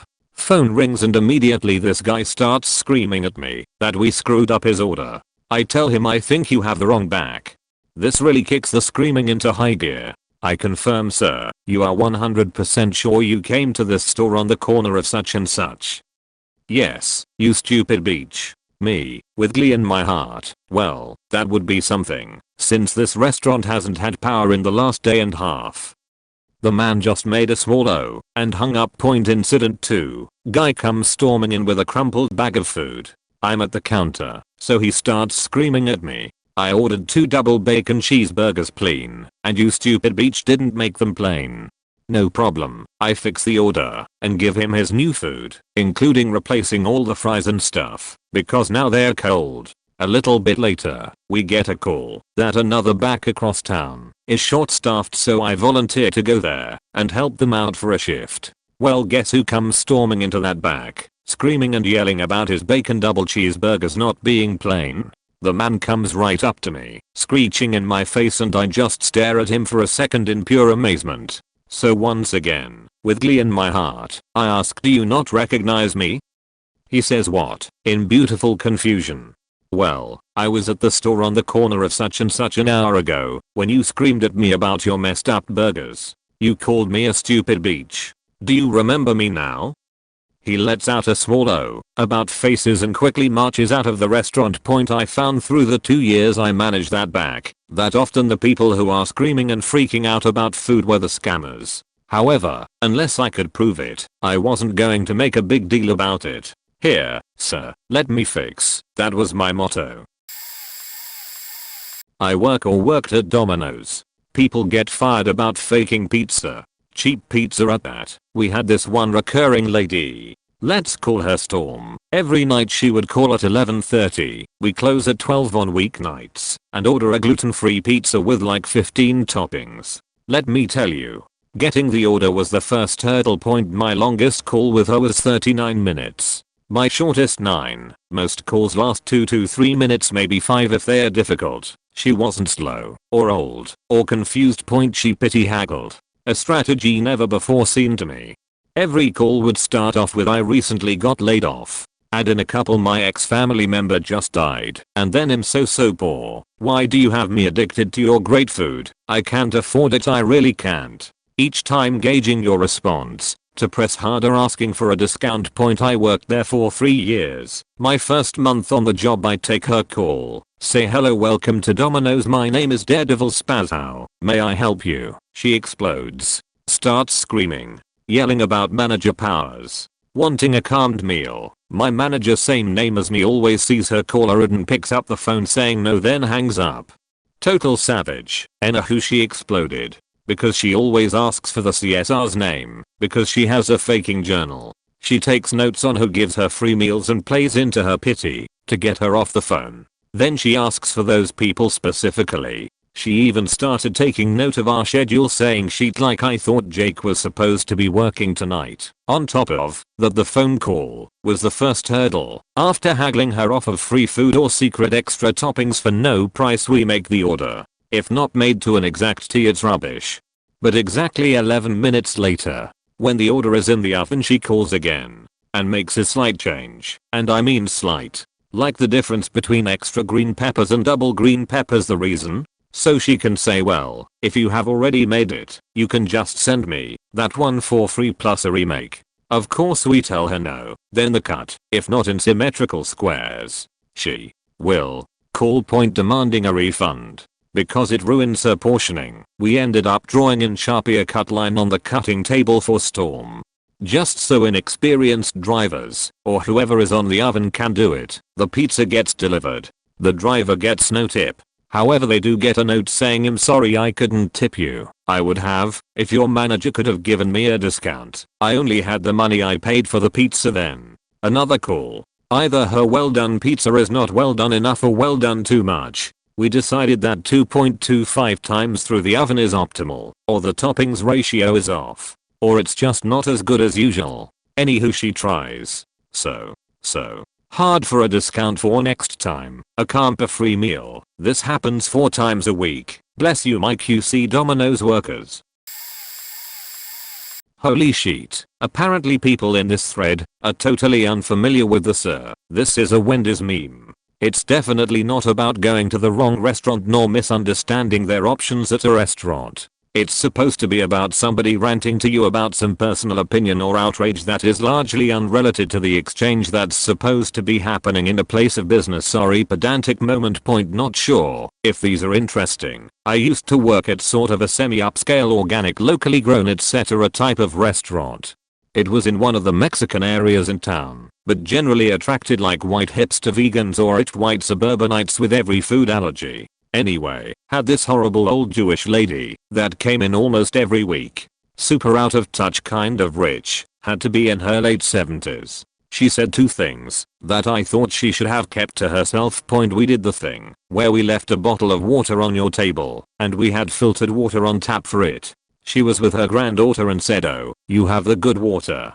I never drink tap water, which sounds like an exaggeration, until she got this grave look on her face and said, "I have a friend who does, and she's always sick and having to take antibiotics." I'm thinking, you have one friend who ever drinks tap water in a city often ranked as the best tap water in the country. I was holding the door for her as she and her husband were leaving, and she said something to the effect of, "We love coming here. At first we weren't sure if it would be safe in your neighborhood because of the Mexicans." Also, I'm Simone. I'm surprised she didn't think I was Mexican in the first place. Worked at McDonald's when I was younger. Apparently cheese is super confusing concept to a lot of people. I'd like a hamburger with cheese. I'd like a cheeseburger without cheese. What do you mean I have to ask for cheese on the quarter pounder? Why is there cheese on my McFish? This was a daily occurrence. Then one day, I was working the drive-thru and had the order of my life. A guy orders a number 2, which at the time was 2 cheeseburgers, a medium drink, and a medium fries. Guy pulls around to the window and his girlfriend is basically sitting in his lap. He threw his crumpled up $5 bill at me, and the two went back to their awkward flirting. It took all of about 45 seconds before I hand him his order. Our goal was no more than 90 seconds per order in the drive-thru. This guy pushes his girlfriend off of him by her face and grabs one of the cheeseburgers out of the bag and opens it. He lifts the top bun up and looks down. He let out this deep sigh of disgust and throws the top bun back down, turns to me, and narrowls, "Get me your manager." Knowing it wasn't worth talking to him, I call my manager over. My manager talks to him for about a minute before letting out a cackle that would make a witch cringe in pain. All I can make out through her laughter is, "I'll need the food back in order to issue a discount." The guy huffs and puffs and launches his bag back in the window. The manager issues the refund and waves gleefully as the guy speeds away. I ask my manager what was wrong, and in between laughing she tells me the guy wanted a full refund because the cheese on his cheeseburger was not centered. While we got the food back, he at least got a free drink. We talked about that guy for months. TLDR, guy tried to get free food because the cheese on his cheeseburger was not centered. I work at a family-owned BBQ joint. Had some people come in the other night, right before we were supposed to close, and ask if we had smoothies. The guy taking their order was wearing a mask, as we all do, but I could still see his "Are you faking serious" expression behind it. I walk away to do something else and think nothing of it. In the meantime they get their food and start eating. About 15 minutes go by and one of the girls walks up to the counter.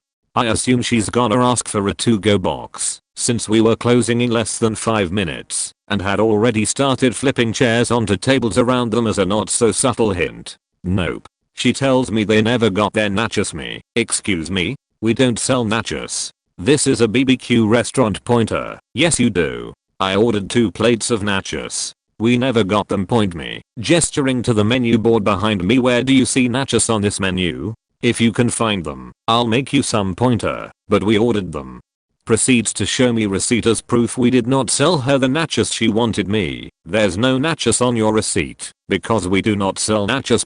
At this point I go get the guy who took their order and try not to burst out laughing as I explain to him that they want to know why they didn't get the nachos they ordered. He walks up to them and asks what the problem is. She starts talking about how she ordered 2 plates of nachos again, and he just straight up cut her off and said, "You never asked for that, and if you had I would have obviously told you we didn't have that." I still have no idea what the fuck was going through these people's heads, but it blows my mind that you can be that stupid in the first place.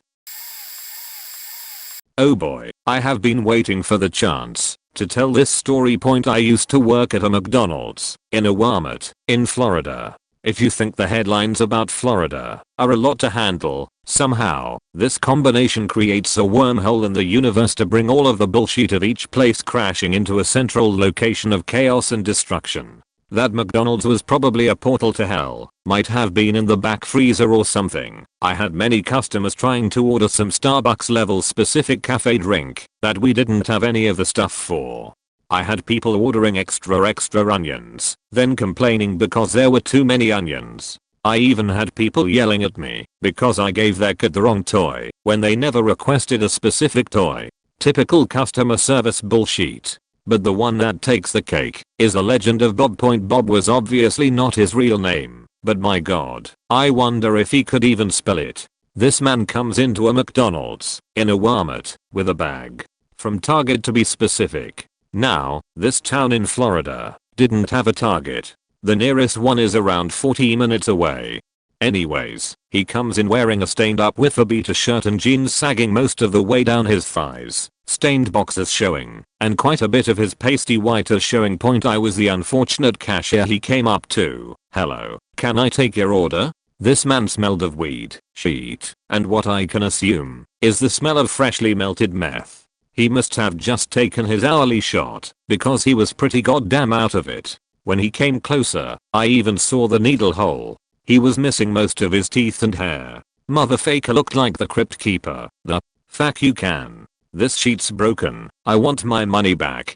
He then threw his Target bag onto the counter. This bag was full of holes. It looked like something cloth was inside it. Maybe a t-shirt or something like that, but it reeked. Smelled like a dog had shit in the bag. Reeked. Sir, this is a McDonald's and we are in a Walmart. I tried to signal my manager to come to the front to help me, but she wasn't looking. My wife is gonna kill me if I don't get her money back now. Hand it over. Just give me the faking money. This man was about to lose his shit. Finally, thank God, my manager noticed and walked to the front. She looked like she was going to throw up the moment she stepped in the radius of his stench. Sir, my cashier has told you this is a McDonald's and that is a Walmart. Please leave or I will call the police. My manager ordered. I guess the word police scared the shit out of him because he ran away as soon as she mentioned it.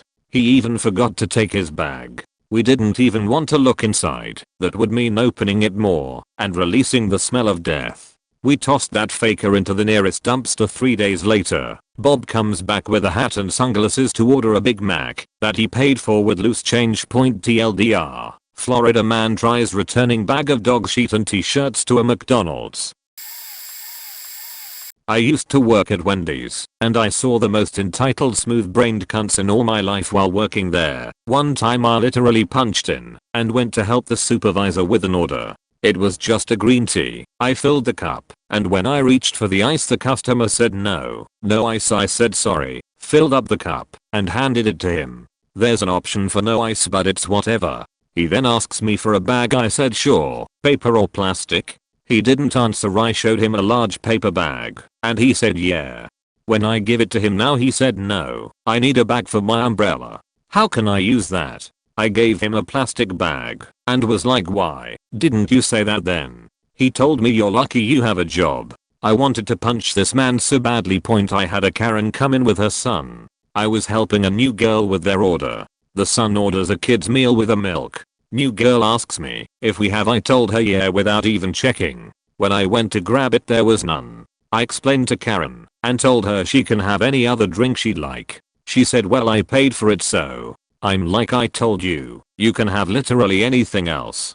When the new girl told her the exact same thing she just picked another drink. When I grabbed everything for the kid's meal now Karen says I didn't order that. I showed her the order and explained that this is what comes with the kid's meal. When the kid's burger was done I looked at it, and before I can even move to grab it Karen says is that mine? It's just been sitting there. It was literally sitting there for all of 2 seconds. I just threw everything on a tray, handed it them, and said fuck the Wendy's way. I work in a hat store that sells one brand, and one brand only of hats from a 125-year-old family-owned company. It's in the downtown area of one of the most populated cities in California. So we get tons of tourists in, and I love to talk to them about their travels. So I get this very sweet customer and she's maybe 22 to 28 years old. Hard to tell because of the masks we are all wearing at this time. She comes in wearing a very cool hat from one of our competitors. I start to compliment said hat and say how cool it was and blah blah. She's like, thanks, I bought it next door a few years back. It's nice to see a new hat store. This location has been open for a decade. Well, next door is an ice cream shop and the other side is a clothing store that I know specifically does not sell these hats. So I say, oh well, this is a blank brand name, they don't sell those next door. She looks visibly flustered, saying how she comes into town every year in the summer and she knows she bought it next door. After a while of me saying how I didn't know blank store name carried those hats, I knew they didn't, but it didn't really give a shit. She goes, I always buy a Stetson every time I'm in San Antonio. I pause and tell her, you mean San Diego? She has a complete blank look on her face as she starts to realize she may have no idea what city she was in. She looks around for another 5 minutes and walks out in a huff. Point, I'll chalk it up to jet lag and a likely hangover, but it was one of the strangest moments I've ever had at work. I worked at a Panera in a very high-end part of town. This Panera closed at 8:30 p.m. A man walks in at 8 p.m. and asked for a dozen chocolate chip cookies. I counted the amount I had and only had 8. I told him this and he said he wanted the 8. I said, would you like me to put it in as a dozen since it'll only be $10? And he said, no, because I wouldn't be getting a dozen. That's fair. So I rang up 8 chocolate chip cookies and it came out to $12 or something. He got pissed and asked why 8 chocolate chip cookies are $12, and I asked again if he wanted me to put it in as a dozen, so it was only 10. He reiterated that he didn't want it because he wouldn't be getting 12. I asked if he wanted to put other cookies in there, so it was a dozen, and he said no point. This devolved into an argument of why don't you just make more, and I'm only a cashier, until I realized I'm breaking my golden rule. If I don't have to deal with this, go get a manager. So I said, would you like to speak with the manager? And he said yes, I'd like to speak with someone who graduated high school. So I, a 21-year-old associate's degree having woman, went and got the manager, who spoke to the man and said the same exact things I was saying. This man began to fume and said, this makes no sense. I'm an engineer. I have a master's degree in engineering and mathematics and this makes no sense what you're trying to sell me here. So my manager said, then just take the cookies, and told me to package them up, and he calmed the cookies. The man vehemently refused the free cookies, but took them anyway. Oh, I have so many of these. I used to work at Five Guys, and there's some important points to make before I dive in. First off, this was long before Five Guys had milkshakes, and we hated no question more than can I get a milkshake? Secondly, if you're unfamiliar with the place, it's designed in a way where you can legit see everything we are doing. Us putting the toppings on, us toasting the buns, us cooking the meat, us cooking the fries, and us packing it all up. Your meal deliberately doesn't go out of sight. There are also giant boxes of peanuts everywhere, which also meant there were always peanut shells on the floor, everywhere, forever. So there were a lot of fun customers we'd have. A common question we'd get is whether the burgers were frozen or how fresh they were. The reason the milkshake thing was relevant is because we'd respond by saying it's fresh, never frozen, and that we literally didn't have a freezer in the restaurant. Which was true. We had a walk-in cooler and that was it. People would legitimately go from that to can I get a milkshake? I so badly wanted to ask them where exactly they thought we were keeping ice cream. In a building where there is no freezer, we'd have people ask for salads, which we didn't have. People frequently asked us if we had chili dogs too. I said no, we just have normal hot dogs. I said no once, and the person proceeded to ask if we instead had chili cheese fries. We also got asked if we had any desserts. People would get uppity about the peanuts too, and they say what if someone had a peanut allergy? I had to inform them that we have a sign on the door explicitly warning about the peanuts, because our fries are also fried in peanut oil, you know, the fries of Five Guys burgers and fries. It was just a mess. Not fast food, but food related, and in a similar vein point working on a military base as a civilian, I was working through a contractor that the base paid to cook in their mess hall. Something a lot of people don't know is that military bases have bars, sometimes multiple, and usually allow soldiers to drink in the barracks. Our service line was only open 3 times a day: breakfast, lunch, and dinner. Breakfast started at 5 am, meaning I had to be in at 3 to start cooking. Monday, October 12th, 2018, 1600 hours, 4 am. A group of 3 absolutely hammered Air Force guys stumble into the locked dining facility and start ringing the bell at the register. I was very confused to say the least. Nobody was supposed to be there. Now, one perk of working on a base as a civilian is that soldiers have absolutely zero power over you in your workspace. Higher ranking brass could get you fired, but soldiers can't do jack, and they know it. It is common sense to respect the folk that shovel food into you, and everyone with half a brain respects that line. Being sloppy drunk however does logical decisions. I come out to greet them with an annoyed "Can I help you?" To which they respond, "Who you is Sadie?" Sadie is the usual bartender at the base's bar, and I just sorta stand there for a moment, realizing that these 3 fackwits have no idea where they are.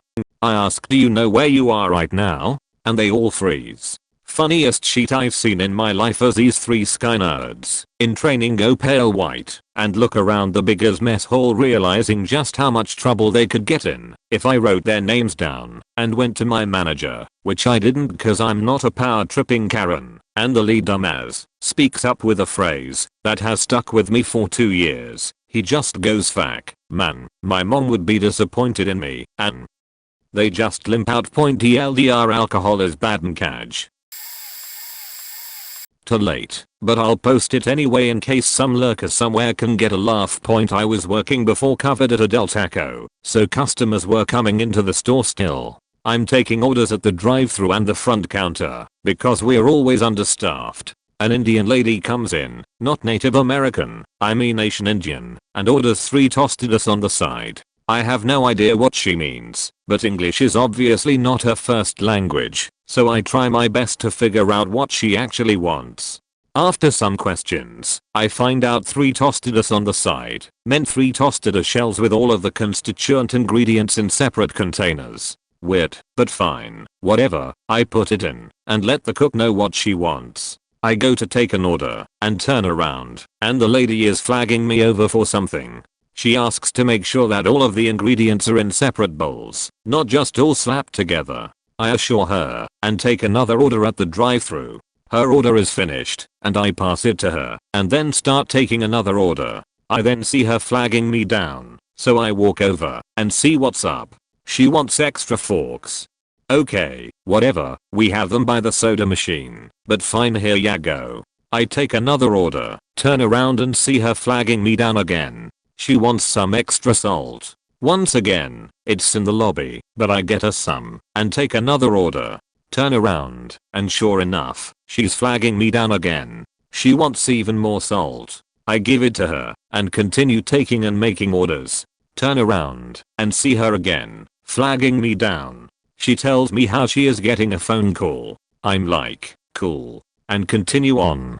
She then flags me down again and tells me, "Hey, there's someone at my house." I'm like, cool, and continue on. She flags me down yet again and this time asks for a bag to put stuff in. I'm like, alright, here's your to-go bag, and continue on. She flags me down again and she tells me again, "Yeah, I gotta get going. There's someone at my house right now." I'm just like, that's nice. Anything that we can do for you further? She shakes her head no, so I continue working. She then flags me down again and asks for another empty bowl to put ingredients in. After being flagged down like 8 times, I'm just like, lady, this is a Del Taco. I've spent more time helping you with trivial crap than your meal was worth in labor. We are a fast food restaurant. We are here to take your order, hand you your food, and maybe add some extra stuff to your order if you want some more. That's about the end of our transaction. Didn't actually say it, but I was just flabbergasted at how this lady just didn't understand that it's a fast food place and that she's supposed to be either largely self-sufficient or get everything at once. Bear in mind, every time she flagged me down, she sat down with her stuff satisfied and then got back up to get more stuff, each time walking past all of the condiments and utensils. I wasn't just passing by giving her the cold shoulder. She'd actually thank me and sit down, which really shows that she just did not understand what was going on. I have crap tons of ridiculous stories from Del Taco. So many stories. Worked at a gas station that had a small kitchen for pizza and such. We had these tiny cheese bites that we fried and put into a boat. We are supposed to count them 20 to a boat. I said fuck that and would grab a handful for each one and go from there. Got in trouble by the manager, so had to start counting. Lady ordered some and was used to my overfilling and flipped out saying we cheated her, faking loony. Same store, but it was with the lotto machine. Guy won $20 with the card game you can play with lotto or whatever. I take his printed thing, scan it, and give him his new one, before stapling the receipt to the old one and tucking it into the register. Dude flips saying I faked up by not giving his old one back.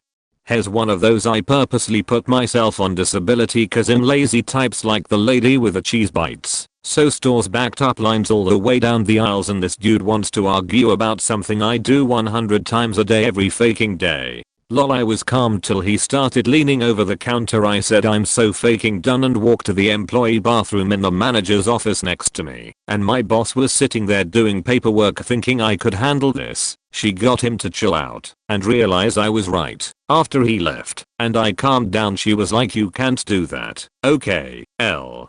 Now I work in a shop printing t-shirts, and let me tell you, the people who walk in are just something else, bro. Like, you walk in and obviously there is products like any other store on display, but these are for you to get the sense of what you are ordering, not for you to try on and take home. Guy walks in, I greet him cause I was the closest to the showroom. He said I need a nice shirt, and I was like, okay, well what were you thinking about? And he starts grabbing the ones hanging. Then my coworker walks in and he picks one and starts taking off the hanger, asking how much it was. She said, oh well, depends on how many and what you want on it. And he said, no, I'm going to a dinner party and need a nice shirt. I like this one, how much? Lol, sir, this isn't warm and we don't sell these shirts. And he was like, okay, bye. Fuck around or people ordering shirts. It's a long process. If I have tons of jobs lined up with deadlines to meet, the art gets done, they approve, I burn the screens and line it up, print the job. Then when they are there paying, they ask if we can make them another cause they forgot someone. My boss says, well, it will be either a couple days to a week for us to get to it. Customer, well, can you just do it really quick? While I'm here I can wait. Like, we don't even have the shirt you just realized you didn't order. Oh god, people are really stupid, lol. I used to work at Wendy's when I was 15. Quick side note, holy shit, time goes by quick. That was 10 years ago, but feels like yesterday. This isn't a wrong place situation, this was just an angry man situation. Anyways, he ordered a Baconator combo. Everything was normal until he went to sit down and eat it. He came back less than a minute later and started screaming at me. I was just a cashier, didn't prepare food because I didn't make it good enough. He was yelling at me saying, this doesn't look like the picture at all. You made a terrible quality burger. Get me your manager. Tried explaining to him in a respectful way that I was just a cashier, and if he was paying attention he would have clearly seen me take other orders while the cooks were making his order, but he didn't give a shit. He was probably having a bad day and wanted to make a 15-year-old feel like shit to make himself feel better, but oh well. I went and got my manager and he talked to the guy.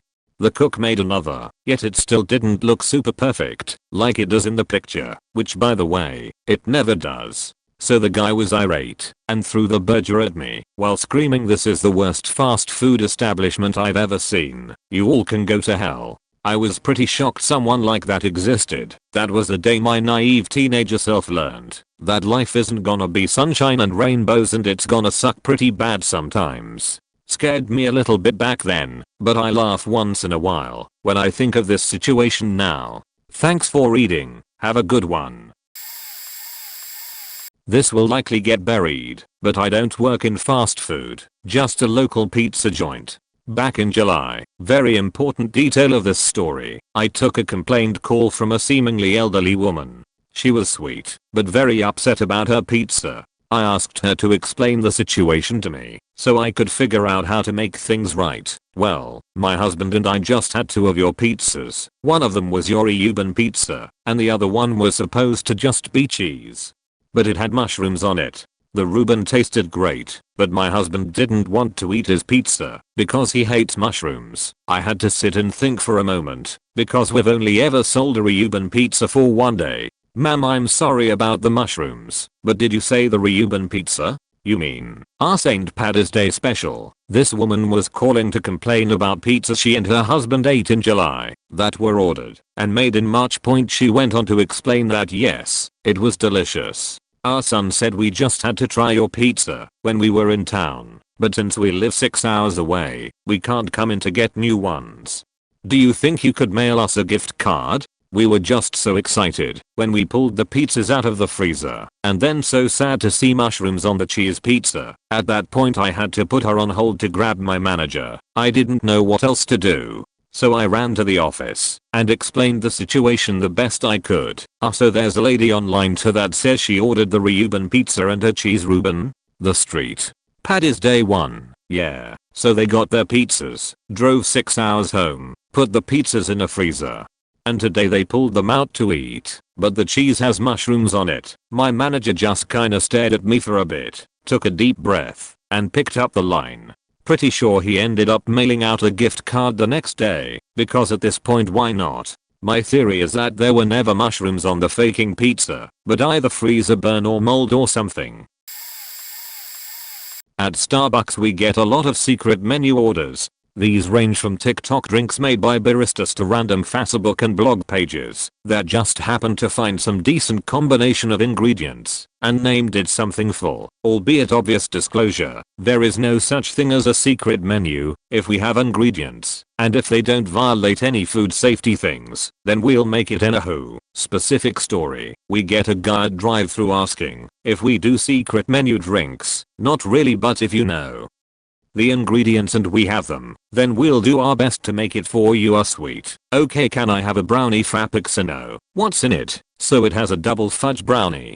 Oh, I'm sorry, but we can't serve food items in our fraps unless they're bananas, blueberries, or our Java chips. I even confirmed this with my manager and another store manager. Are you serious, man? You can't put a brownie in the blender? Another Starbucks did. Sorry, but we cannot do that. But we have these fraps. If you'd still like chocolate, it wasn't done. He then got on the handoff person's case, spouting the same crap, but they confirmed what I said, and he drove off.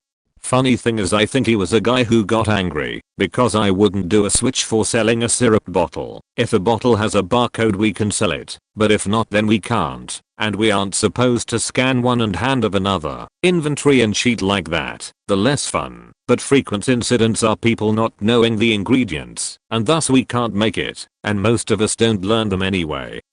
And people wondering why their fancy medium frap costs $8-9. The baristas get the drinks for free. So sorry guys, you cannot avoid the money, and they sometimes ignore food safety rules. So if they put a bakery item in the blender, then you can bet we aren't supposed to make it at all. Hell, corporate even told us to not advertise the drinks, specifically movie related drinks like the ad frap, legal issues and whatnot.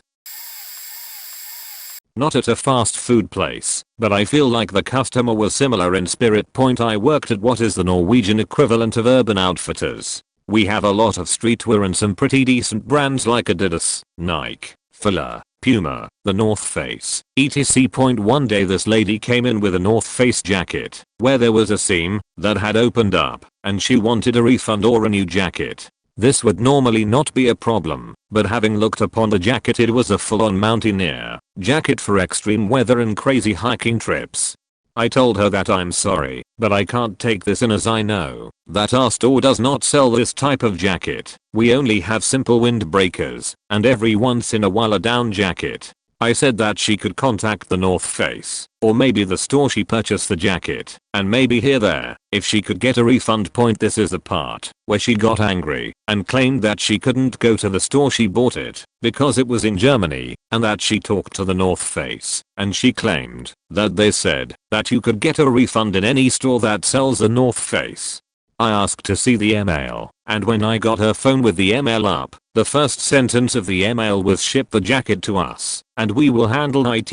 I pointed at the line and she refused to look. She continued arguing for a little while, said that she didn't have much time now, but would be back tomorrow, and I responded with please don't, I can't help you, this is not a hiking store. Hello, is this Pizza Hut? Excellent. My name is Ben Shapiro. Conservative thought leader. Prominent white YouTuber. The Muggsy Boggs of the intellectual dark web. And look, it's just a fact I would like to order some pizza pie. If you are triggered by that request, I do not care. I truly do not. Now let's discuss conditions. First, thank you for agreeing to debate me. Typically, in forums such as this, I'm met with ad hominem mudslinging, anything from you racist creep, or is that your real voice, to raucous schoolyard laughter and threats of the dreaded toilets whirly. However, your willingness to engage with me over the phone on the subject of pizza shows an intellectual fortitude and openness to dangerous ideas which reflects highly on your character. Huzzah, good sir. Huzzah. Second, any pizza I order will be male. None of this our pizza identifies as trans fluid pan poly. No. Pizza is a boy. With a business. It's that simple. It's been true for all of human history, from Plato to Socrates to Mr. Mistopheles, and any attempt to rewrite the pillars of Western thought will be met with a hearty fuck by yours truly. And, trust me, that is not a fate you wish to meet. Now, with regard to my topping preference, I have eaten from your pizzeria in times past, and it must be said, your pepperoni is embarrassingly spicy. Frankly, it boggles the mind. I mean, what kind of drugs are you inhaling over there? Pot? One bite of that stuff, and I had to take a shower. So tread lightly when it comes to spice, my good man. You do not want to see me at my most epic. Like the great white hero of Zack Snyder's classic film 300, I will kick you. Onions, peppers, no, thank you. If I wanted Vegas, I'd go to a salad bar. I'm not some sort of vegan, Cory Booker weirdo. And your efforts to Michelle Obamaize the great American pizza pie are, frankly, hilarious. Though not as funny as the impressively named zone. When I finally figured out that genuinely creative pun, I laughed until I cried and peed. A true Spartan admits defeat, and I must admit that, in this instance, your heart humor slayed me, Dennis Miller style. And, with that, you have earned my order. Congratulations. Ahem. Without further ado, I would like your smallest child pizza, no sauce, extra cheese. Hello. Aha. A hang up. Another triggered lib, bested by logic. Damn it. I'm faking starving. Not a worker, this is my own I dropped a ball. Lock story point. I work supporting community groups / residents associations, loads of groups that cover a particular estate, and try to help deal with the bad shit that goes on. One evening I'm at a meeting. This particular area has a problem with prostitutes knocking around looking for punters. Area was quite well known for it. It's been a problem for a while, but recently the problem has gotten much worse. There's 2 plainclothes policemen at the meeting, explaining what they're doing to try to stop the problem. They explain they don't send uniformed officers to stop hokers cause the hokers just run off when they see the uniform. He goes on explaining what the police try to do to help the women get out of street walking when they manage to engage the hokers. Fast forward about 2 months. My wife is pregnant and craving KFC. Our nearest KFC is in the same area as the meeting I'd been to above. I'm waiting in the queue. Bloke in front looks familiar, but I can't remember where I know him from. He keeps pestering the server for some extra free chicken. She keeps telling him she can't give him extra. He's being nice about it, but keeps insisting other staff give him free shit. He eventually gets his order and it's my turn. Server apologizes for the hold up. I say that fella was adamant about getting some free chicken, wasn't he? Server replies that the police are always after free shit when they're on shift. Then it dawns on me where I've seen him before, and, for some reason, My brain decided that I should announce it. That's where I'd seen him before. He's in the prostitute squad, isn't he? Very loudly. In the middle of a busy KFC. Everyone in there stopped eating and turned to look straight at me. That was the longest wait for chicken I have ever experienced. For the next few months, whenever the wife was craving KFC again, I drove an extra 3 miles to the next place down the road. TLDR, I made an utter embarrassment of myself because of a plainclothes policeman trying to catch prostitutes.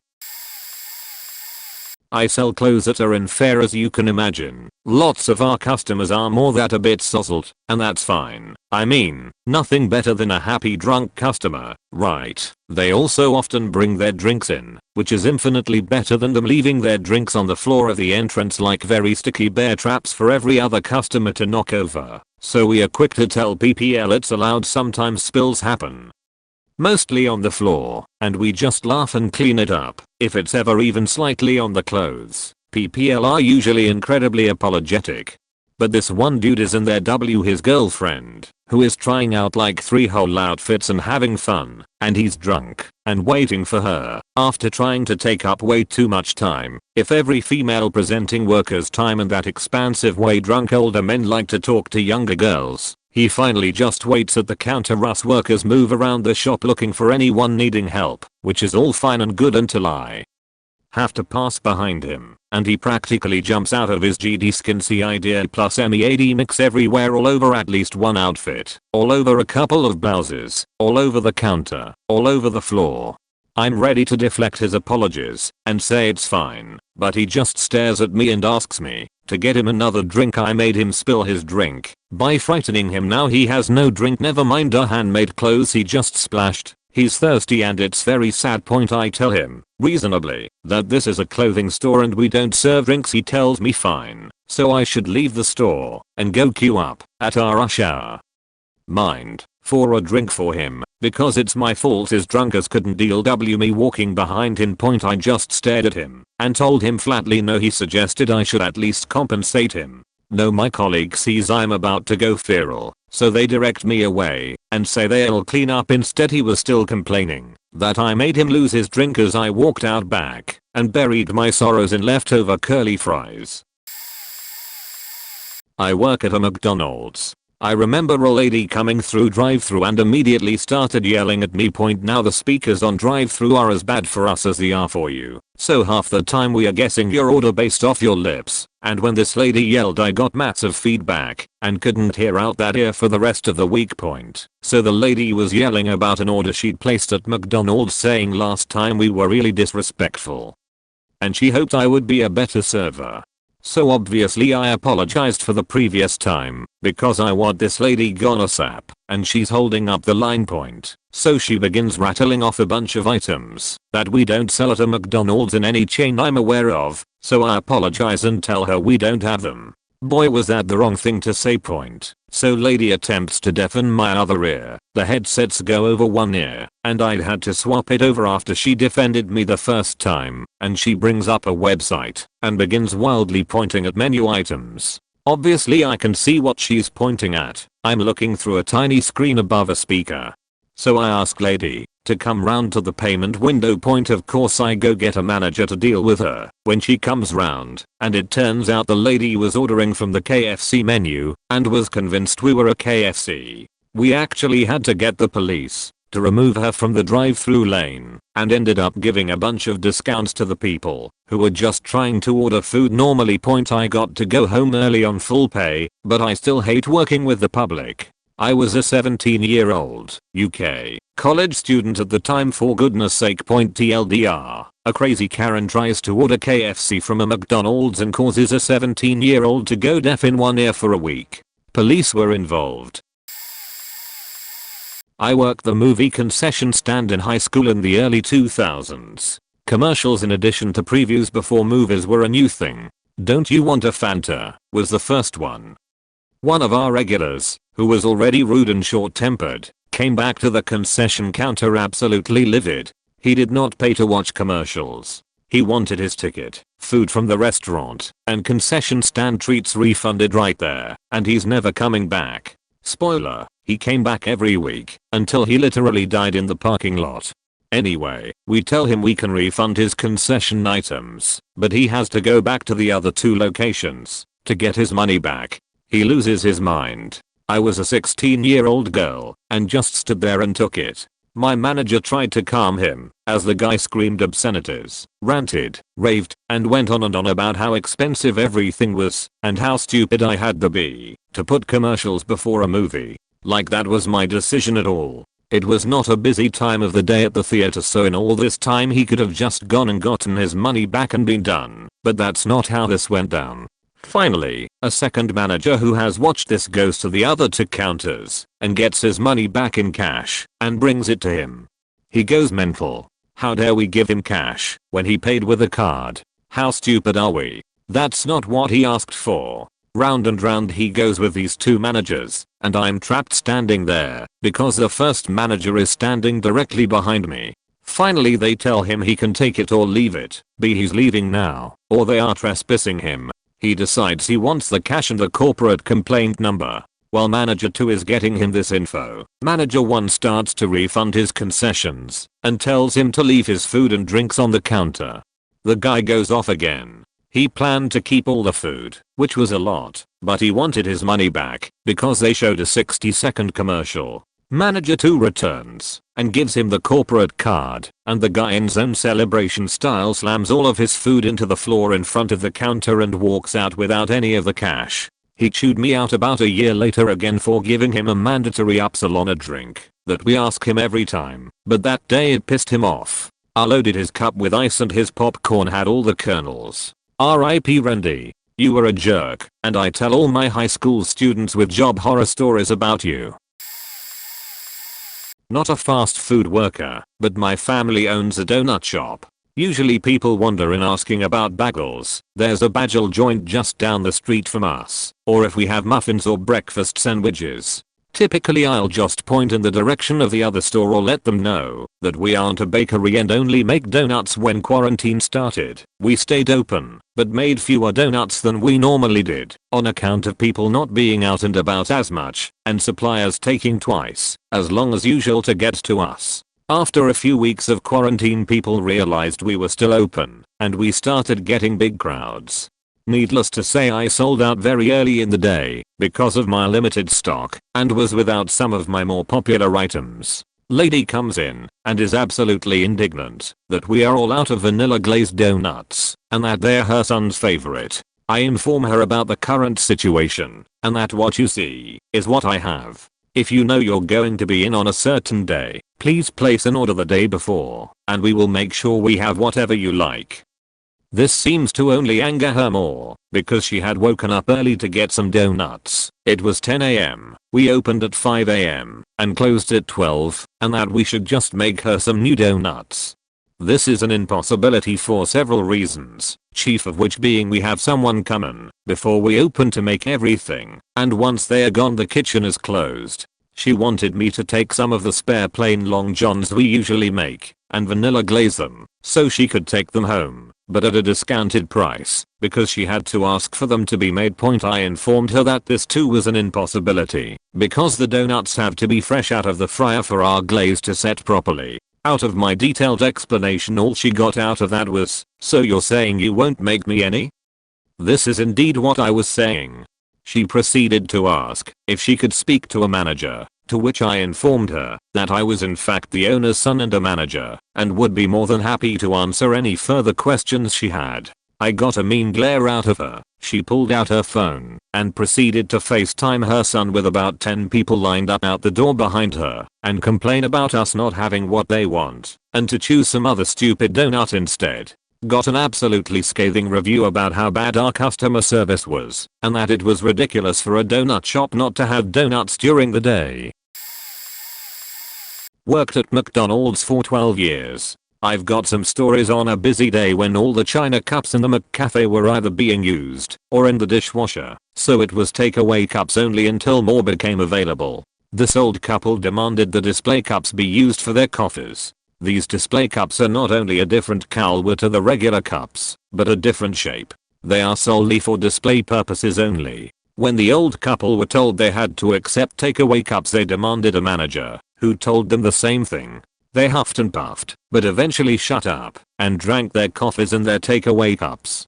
The display boards show a larger, obviously, version of each burger. The Big Mac is about 8 inches tall and 5 inches wide on this board.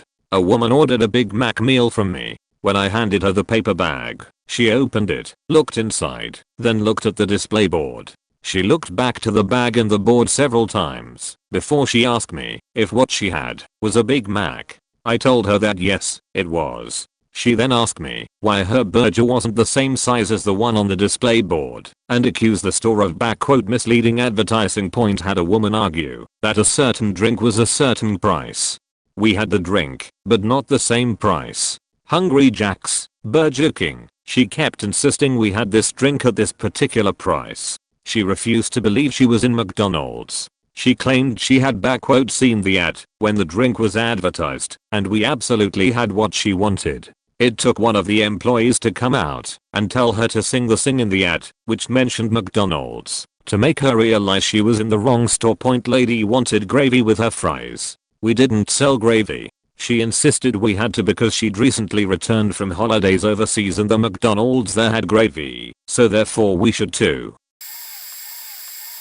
I'm a manager at a Little Caesars ATM, but will soon be moving to another business that headhunted me. I'm good at my job, but to be fair, it's not hard to make pizzas. The other day a man came in and ordered an extra most bestest pepperoni pizza. Yes, I also hate the names of our products. I've made his order probably a dozen times and I always make it the same way: 54 pepperoni and an extra scoop of cheese on top, so the customer can see that extra cheese was added. He opened his pizza box when it came out of the oven and said, "Excuse me, something's wrong. This isn't an extra most bestest pizza." Baffled, as I'm the only worker on clock at the time, I walk over. "Sir, that's an extra most bestest pizza. I've been the manager for a few months and I make your pizza every time you come in here. See, this is a most best pizza, not an extra most bestest pizza. See, this is where my brain starts to melt. We use most best as shorthand over the phone because who the heck wants to say extra most fastest 40 times a day?" And I think the guy ordered over the phone once and assumed we shifted him or something. They are the same pizza. There is no difference. HP. So there's no difference. C. No, I know there is. I take pictures. This is a most best and not an extra most bestest. HP. Sir, if you could follow me. I walk him to the make line where the sign on how to make the pizzas is and explain to him there is no diagram for most best, but there is for extra most bestest. I walk him to the register and show him how the most best is a register shorthand for extra most bestest and that there is no button for extra most bestest and that these pizzas are the same thing. C. Well, I know this is a most best and not an extremist bestest. I've been coming here a while now and I take pictures. I'm going to go home, take a picture, and show you the next time I come. An HP. Okay, sir. Used to work at McDonald's. I have a ton of examples, but there's a few in particular that stand out. I'd get at least 10 people every day trying to order a Whopper and you get at least one tourist trying to order beer. I had a guy come in through the drive-thru and asked for a cheeseburger without cheese. When I pointed out that a hamburger is literally a cheeseburger without the cheese and would save him 10p, he got really pissed off because he seemed to think that I was lying to him. The topper, there was an incident involving adding bacon to a double cheeseburger. For a while our location would not allow customers to add bacon to items because our tills wouldn't charge for them, and adding other items to correct the price would mess with our inventory. Anyway, this guy came in and I took his order. It was pretty long since he was a builder and presumably was ordering for the rest of his team. He eventually finished his order and said he wanted bacon on his double cheeseburger. I explained to him that we weren't able to do that. He lost his faking mind and started throwing a massive tantrum over some bloody bacon. Eventually my manager stepped in and essentially repeated what I was telling him. This took a bit of a turn when the guy starts shouting, "Why won't you lot add it? Is it some Muslim find? You lot not add in bacon cause the Muslims will get offended?" Islamophobia aside, this was weird because my manager was a tiny Italian woman who couldn't possibly be more Italian if she was made of faking spaghetti. Eventually the guy left, but not before yelling some more Brexiteer crap and calling us all a bunch of cunts. Doesn't really fit the thread, but I worked at a McDonald's for a total of 3 days. First 2 days were normal, they had me on my knees cleaning grease a day before they had an inspection. Third day they decide to put me on second window drive-through making drinks and putting sauces and sheet in orders with zero training. As a person prone to panic attacks, the two 30-plus-year-old women I was working with would come over and press this button that makes the orders disappear off of the screen because it looks bad if it's on there for a long time. So I wouldn't know what I was making or what to do, and I couldn't remember because I was so distraught.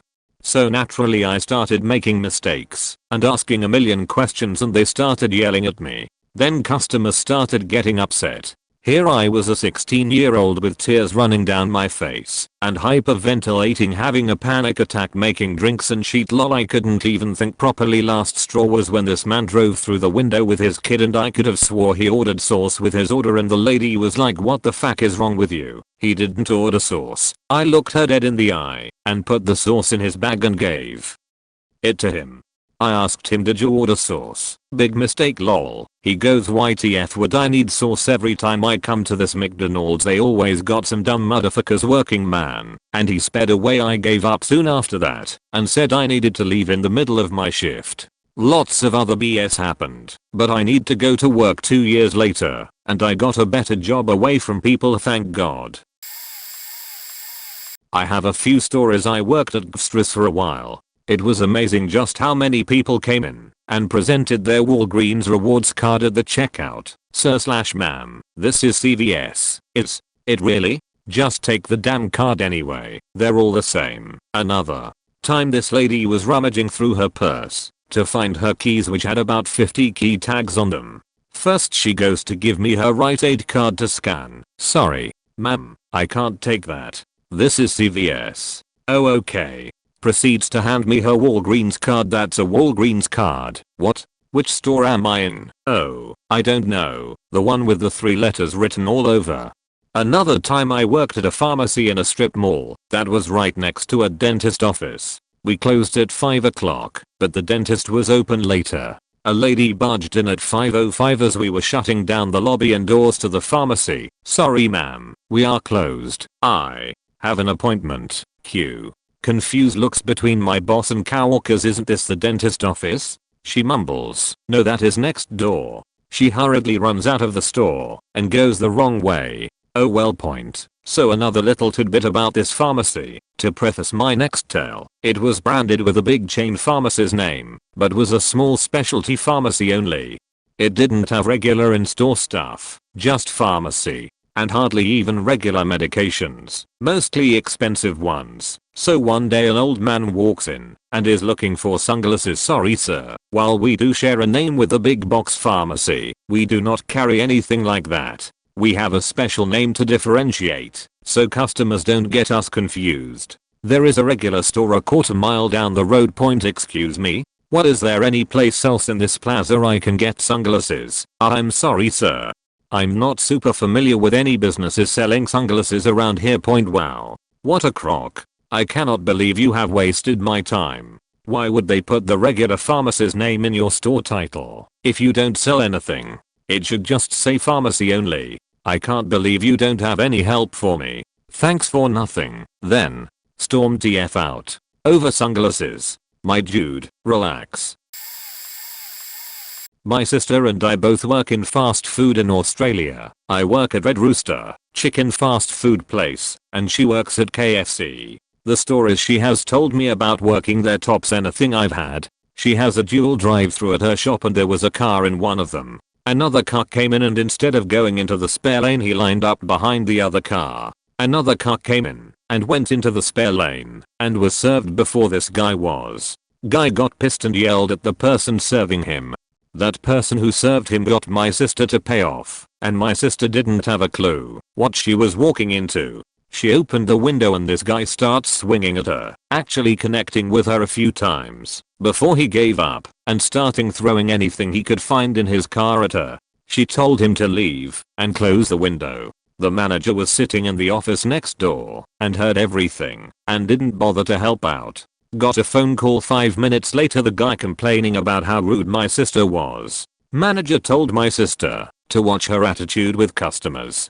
Also, another quick story, my sister was handing out an order once to a guy in front shop, and as this guy was getting his order, someone came up behind him and stabbed him and threw the knife at her. Manager made her clean up the bloody mess. Also, countless times for the both of us had food thrown at us. My sister actually ended up getting burnt by a fresh container of gravy being thrown at her, and the lid came off. She quite often comes home crying because of customers, and I have also done so too. Please be kind to fast food and restaurant workers, and every other worker too for that matter.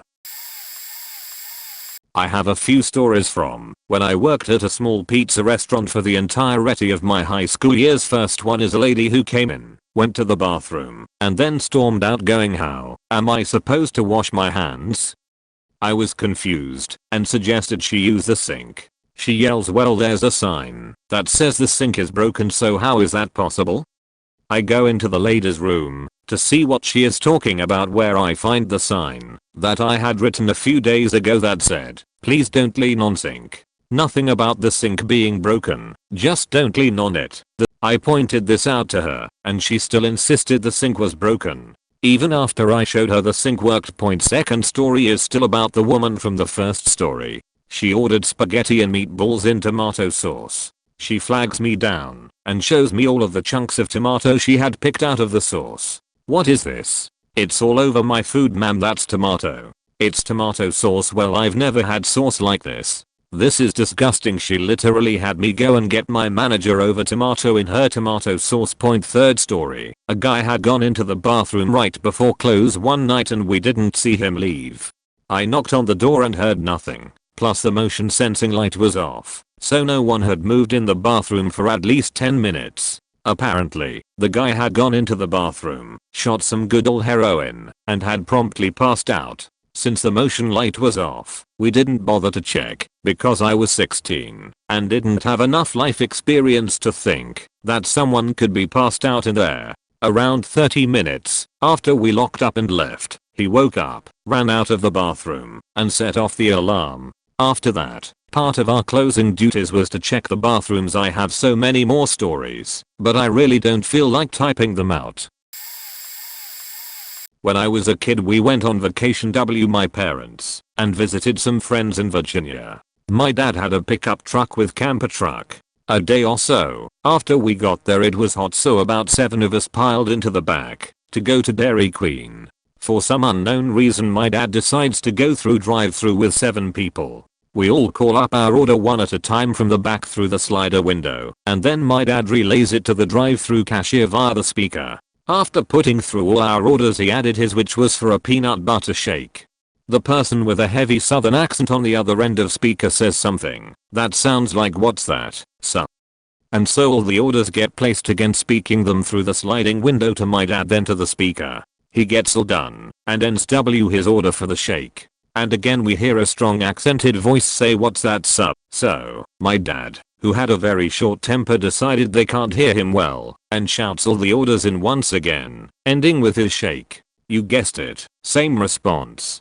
By now my dad is red in the face, vein popping out on his forehead, mad, and there is a line of cars behind us. My dad swears and pulls around to window. As we roll up, the person behind the window holds up 2 cups and we all realize, as cashier says it, that she is saying, "What size, sir?" The poor lady had our order shouted at her like she was a deaf moron, and my dad got the embarrassment he deserved when we all broke out laughing at him. This was literally when I worked at a Wendy's, obligatory. This was 2010, and in a very small town. I'm talking 3,000 to 4,000 people. There was a single Walmart, so a Wendy's, Burger King, and McDonald's all popped up in the Walmart parking lot. They were literally all next to each other. This is important. I worked at the Wendy's because in that town, there was factory work and Walmart and the fast food chains. That's it. And the fast food places worked around my college schedule way better than Walmart. I worked there through most of college. had a guy come in and order a Whopper. I told him, sir, this is Wendy's. Burger King is next door. He flipped. Said he wanted his effing Whopper. I tried to nicely explain we don't sell those, as this is a Wendy's and that is a Burger King menu item. He then argued he got a Whopper every time he came here. I told him that was impossible. He translated this as me calling him liar. Things escalated. At this point my manager came up to check on things. I should note that I was a senior in college at that point and had some experience under my belt. I was not upset or stressed in the least bit and struggled not to laugh at this guy to his face. So my manager asked what was wrong, and I made the unfortunate mistake of saying he thinks this is Burger King, and the guy lost it. Most of his screaming involved accusing us of calling him stupid, and he knows Wendy's sells Whoppers. He gets one every time he comes here, and we are both liars trying to make him look stupid. Standing behind him was a very kind old man, a regular, who took him by the shoulder and recommended very gently he go. I think the guy was just fed up with his sheet. There wasn't a line or anything. So the angry man stormed out, and the guy just wanted a chili to go, which the manager gave him for free for his help. At this point the girl on drive-thru called me over. Everyone crowded around the window watching the angry man in his car, which was parked to the side of the building. See, his wife was in the driver's seat. I assume he was getting food to go. And she was crying. Not upset crying, laugh crying. She draped over her steering wheel, mouth open, tears streaming down her red face, absolutely losing her sheet. An angry guy sat next to her, still looking mad, but also looking like he wanted to crawl under a rock and die. And yes, he did see the entire restaurant staff staring at him through the window. The Burger King was literally behind them. We had a shared parking lot. I only wish I knew what was exchanged in the car, or got to see the moment he realized he was an idiot. Hopefully he learned his lesson and didn't yell at fast food employees again. TLDR, a guy tried to order Burger King at a Wendy's, had a fit, and his wife laughed at him for it.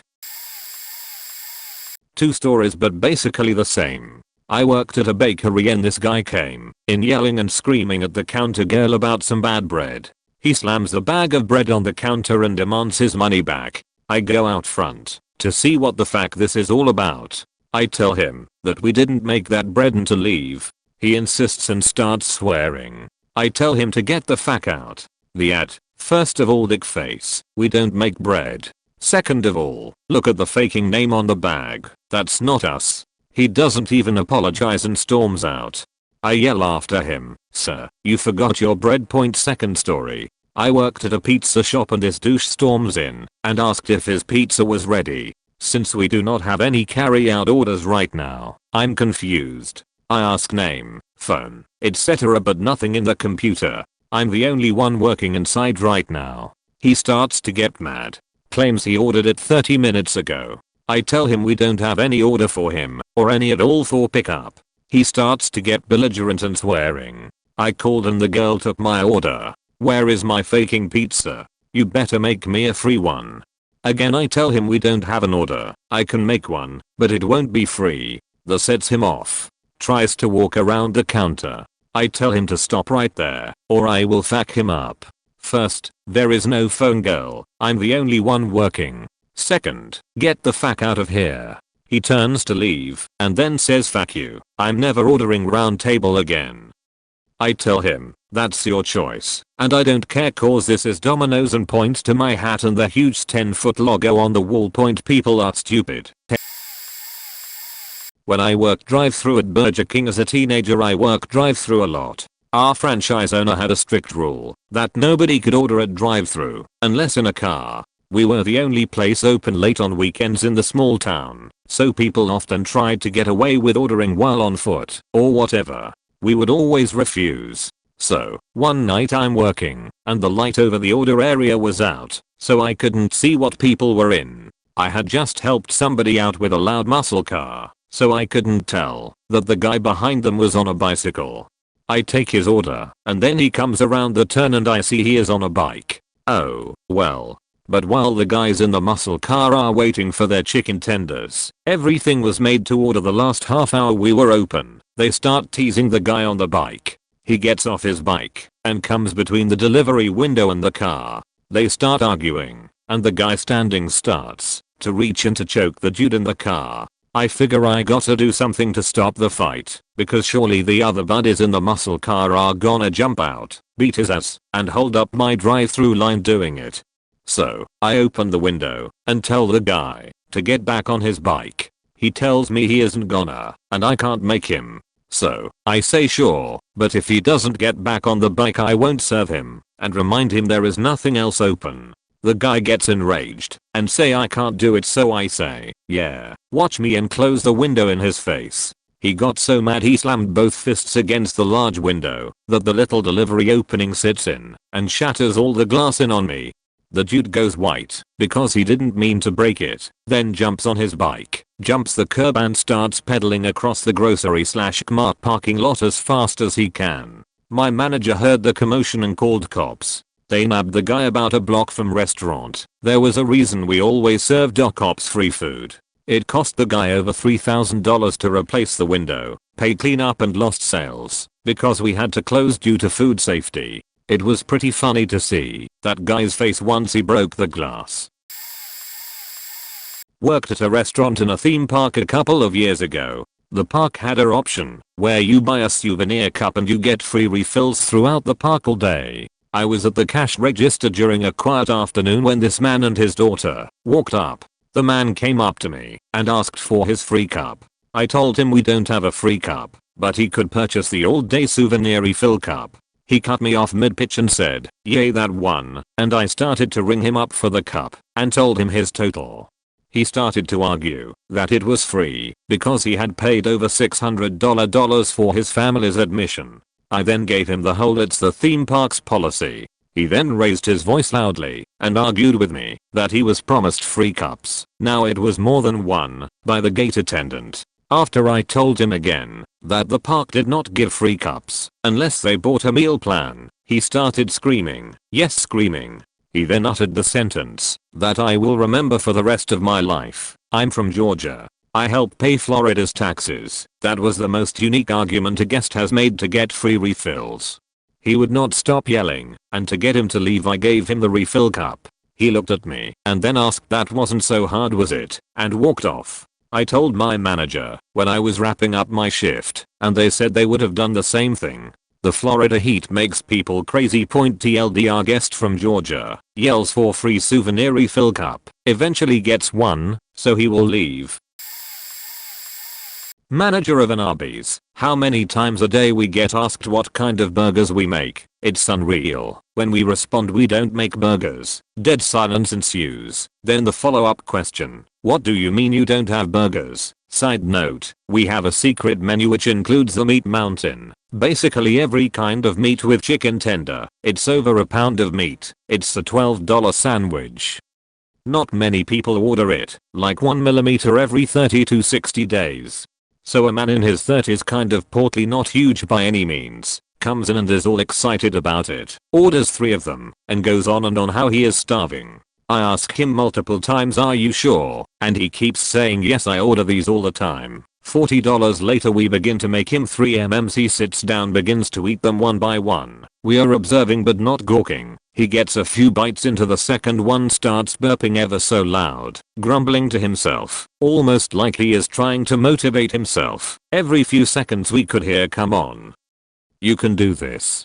And yeah, that's right, 15 minutes pass, we all have lost interest in the guy. Then all of a sudden we hear the noise of someone puking, and he is puking everywhere, and not quietly. It's over the top, groaning and heavily breathing. The puke is all over the table down the front of him, on the floor. He also was so forceful in his puking he craps his pants. We find this out a little later. A few minutes pass. At this point I'm just standing at the front counter staring at him, waiting on what this jackass is going to do. The guy stands up, brushes himself off, flinging puke in every direction, walks up with his tray with 3 sandwich box covered in puke, tosses it on the counter, and says, "I want a refund. Your food made me sick. I order these every day and have never gotten sick like this." I look him square in the eye and tell him to leave, never come back. I will not refund him a dime. If he doesn't like it then I will call the police and have him escorted off the property. He just stands there staring at me and then says, "I have never been treated so poorly in my life. calls me by name because of my number tag and states name. I come here every day. You know me. I order this all the time and you are going to treat me this way. I said yes I am. I have never seen you before. No idea who you are. You have never ordered a millimeters before from this location. Get out. Needless to say, he turns around towards the door. At this point myself and 3 other employees see he/she eat himself. A gasp from one of my employees, and we see the poo soup is actively running down his legs, and he walks out the door with a trail of diarrhea out to his vehicle, never to be seen again. We ended up shutting the dining room down to scrub the place down 4 hours later, and it was done. Never will I sit in that chair or at that table and cringe every time I see someone sit there. I'm a manager at a very popular fast food joint in California that serves chicken fingers. I may be a manager, but we have absolutely no control over what size of chicken we receive. It entirely depends on demand, feed prices, what's available, etc. I just get the crew to cook it and serve it. I had a call from a customer, an older lady, who was very offended that her chicken fingers were small. I tried to explain how it works, but she constantly interrupted me and didn't allow me to get a word in. She also accused us giving her smaller fingers because she was an older woman, assuming she cannot eat much. Like we specifically took a look at her and decided what to serve her based off of that. Once I got to explain how it works, I had to just keep talking when she'd interrupt me to do so. She refused to let me finish her sentence. She lectured me about how, when we have smaller chicken fingers, we should be charging less, since we are providing less. Like she genuinely wanted us to constantly change the prices of our food depending on the size of our chicken, which can change several times each day. I'm just a shift manager. I'm supposed to keep the crew moving and make sure customers get served, but I got to hear all about how we should change the prices on the menu, reconfigure our POS systems, etc. each time our fingers were a different size, as if I was the CEO. I remember lightly banging my head on the desk with myself on mute after this. Late to the game. Sorry point, this isn't much of one, but it's what I've got. Point, in 2003, my father decided to open up a fast food place.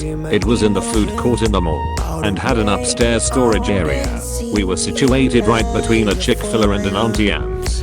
We actually ended up with a pretty good trade of burgers for pretzels, but that's another story.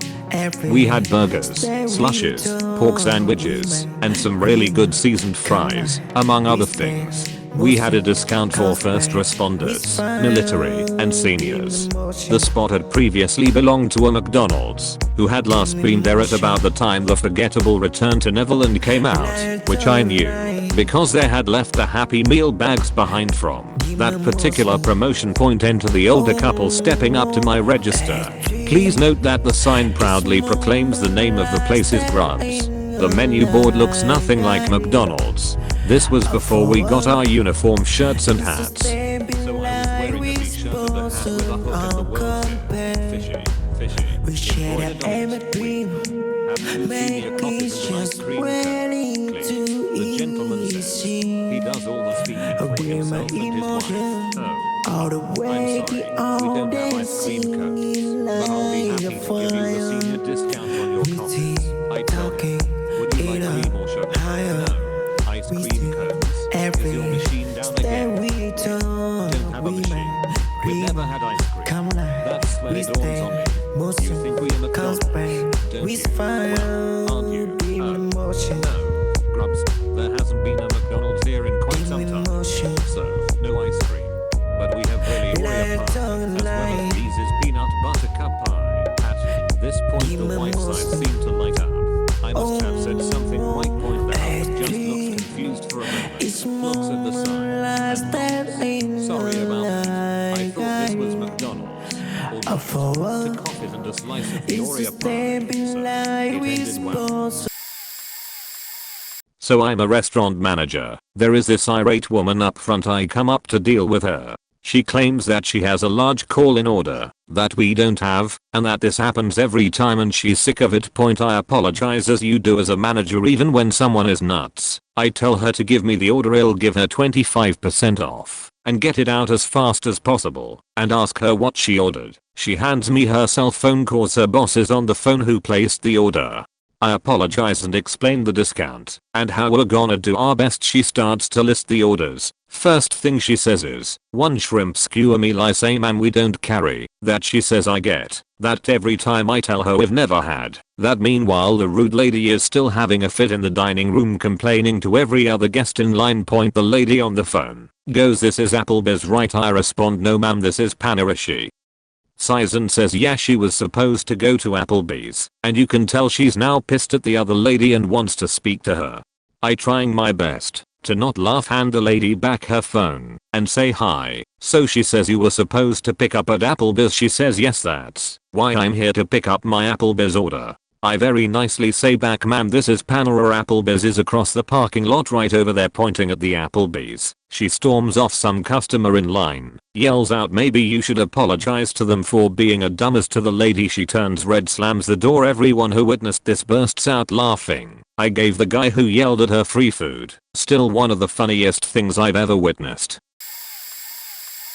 I work as an insider at Domino's. I'm not sure if this counts as a so this is a Wendy's moment, but I'm still lost after this interaction. Point, there are many times where customers ask for a meat lover's pizza instead of our specific jargon for it, meat ZZA, and the likes, but we've also had a fair share of customers asking for toppings such as broccoli or anchovies. However, the icing on the cake, or other pizza pie, was definitely a phone call I had a few weeks ago. So we get calls from people pranking or trying to get free food all the time, and it can get a little annoying, especially during rush. This man calls the store I pick up, and he starts talking about how he ordered food the night prior, but never received it. Point, some details he provided just weren't adding up, and so I figured he was just some sap trying to get a free pizza. I tell him our company policies and apologized the whole ordeal, and instead of cutting his losses and hanging up, the conversation begins taking a turn into weird territory. Point, me, I'm sorry sir, but we can't do that. Point, man, oh. An uncomfortable pause. Well, last time I had your food I got food poisoning. I don't know if you've gotten any other complaints. We didn't about this, but I'm making one now. Point, me, unsure what to say. Okay sir, man, I got so sick I thought I had COVID. Went to the hospital. Had the symptoms and everything. Point, me, okay yes man, I lost my job because I couldn't go into work. Point, me, I'm sorry to hear that, sir. We're hiring, man. Realizing what I can only assume is his sob story isn't going to work on me. He decides to change his approach again after another uncomfortable pause. I heard a rumor about you guys. I hope it isn't true. Point, me, oh god, where is he taking this? Oh, man, yeah. I heard you put menstrual blood in your pizza sauce. Point, me, what the fuck are? No, those rumors are false. Have a nice day, sir. And then I proceeded to hang up and walk into the cooler to bang my head against the wall for 5 minutes. What the fuck was this guy on? My first job was at Jack in the Box. My friend's mom was the manager and the majority of the staff was his family. Besides the horrible people who ransacked the place on, that job is one of the dopest jobs I've ever had. Point, now, I had only been there for 2 weeks, but I had seen my fair share of Karens, Kyles, Felicias, Fernandes, scam artists, scumbags, beaches, bastards, racists, and religious twats, as you would in any bottom of the barrel customer service job. We served them all, and were we good at it? Smile on out face, and not a care in the world. You'd get your 10-piece, and I'd throw a couple's tray in the fryer for myself, while taking a chug of my 4-flavored fountain soda. My friend's mom even gave a dude a whole free meal, after he went off about how it was wrong for the kitchen staff to be talking in Spanish, and that he knew they were talking shit about him. They were. Point, then one day, this woman calls in, and tells me she wants 30 grilled chicken breasts. What? She did have a bit of an accent, but I do speak English. We served 1 grilled chicken sandwich at the time. I didn't bother to ask if this is what she meant, because that is not remotely what she asked for. 30 grilled chicken breasts. To go, please. I don't think we do call-in orders. If that was true, I'd never started ordering DoorDash. Oh, okay. We might be able to do that. Shout at Oscar that some crazy lady wants to buy 30 chicken breasts. Dude. That's generic foreign white lady name. It's cool. It's for her dogs. Apparently she would come in twice a month and do this for her 10 dogs and charged like $1 a breast, which we inputted manually. Oscar's mom got fired a couple years after I quit. Apparently she had been fudging the books. That lady is my hero. Single mom hustling her ass off to take care of her kids. Wish I remembered her name.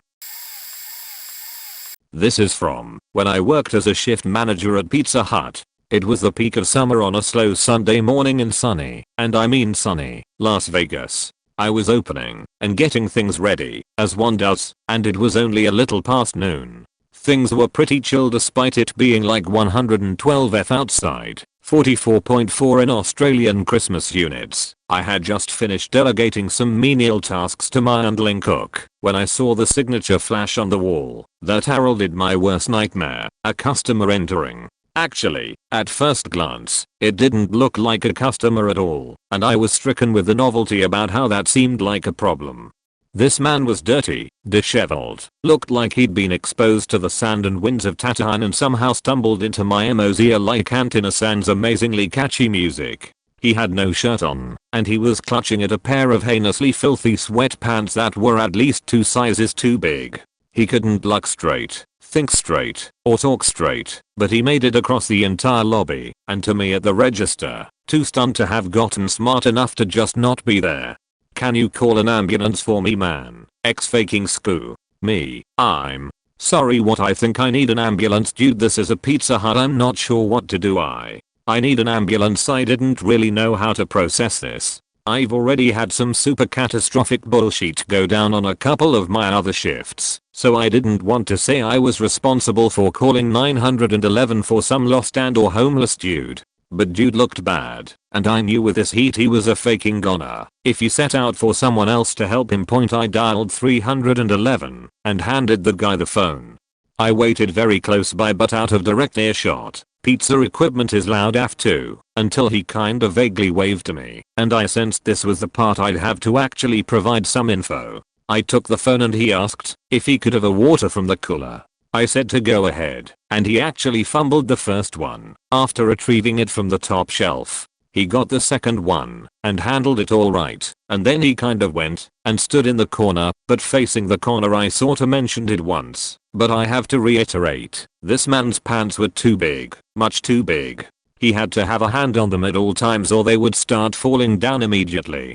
I got flashed some dirty dung a couple times while he was on the phone, because that's literally all he had on point. So yeah, he's literally in the corner. I'm on the phone giving the address to the officer when an actual customer walks in and this guy decides to let go of his pants. Full faking moon to the lobby. I felt so bad for that nice mom and her little girl. We never got a complaint about it, but like, still point, I just want to mention that at this point I was basically preparing to go clean up dirty bumpers from the corner. That's how suspicious this guy looked with his damn pants down around his ankles. I thought he had to be pissing or something. But no. After a few minutes of this, he shuffles his way outside and sits down against the wall. No piss. Thank God. Well, about 5 more minutes go by and 2 ambulances, 2 squad cars, and a faking fire truck all roll up to the hut. All for this one guy. They let him drink up and then carted him off, probably to get a blood test and arrest him for something. I felt a little bad about that, but I didn't really know what else to do. I could tell he was faked up and in bad shape though. Plus I had to look at way too much of his ass and dung. For real. The best part was my cook freaking the fuck out in the back. Then we realized we could replay the security cameras for our boss. Thankfully everyone got a huge laugh out of it, and I was commended for handling it professionally. And I guess, if you ever got carted off by Johnny Law at a Pizza Hut in Vegas in 2013, hit me up. I can explain lol. I was a Domino's delivery driver, and I was out delivering one single order of wings to a house like 10 minutes away, so I was already kinda annoyed. I give the guy the receipt and he goes in to sign it, and he comes out and goes, "These are honey barbecue wings." So I'm just like, yeah. And he's like, "I didn't order no honey barbecue, I ordered regular barbecue wings. I'm just a delivery driver and I don't know our menu very well. So at this point I'm just thinking, well shit, an insider must've messed up the order.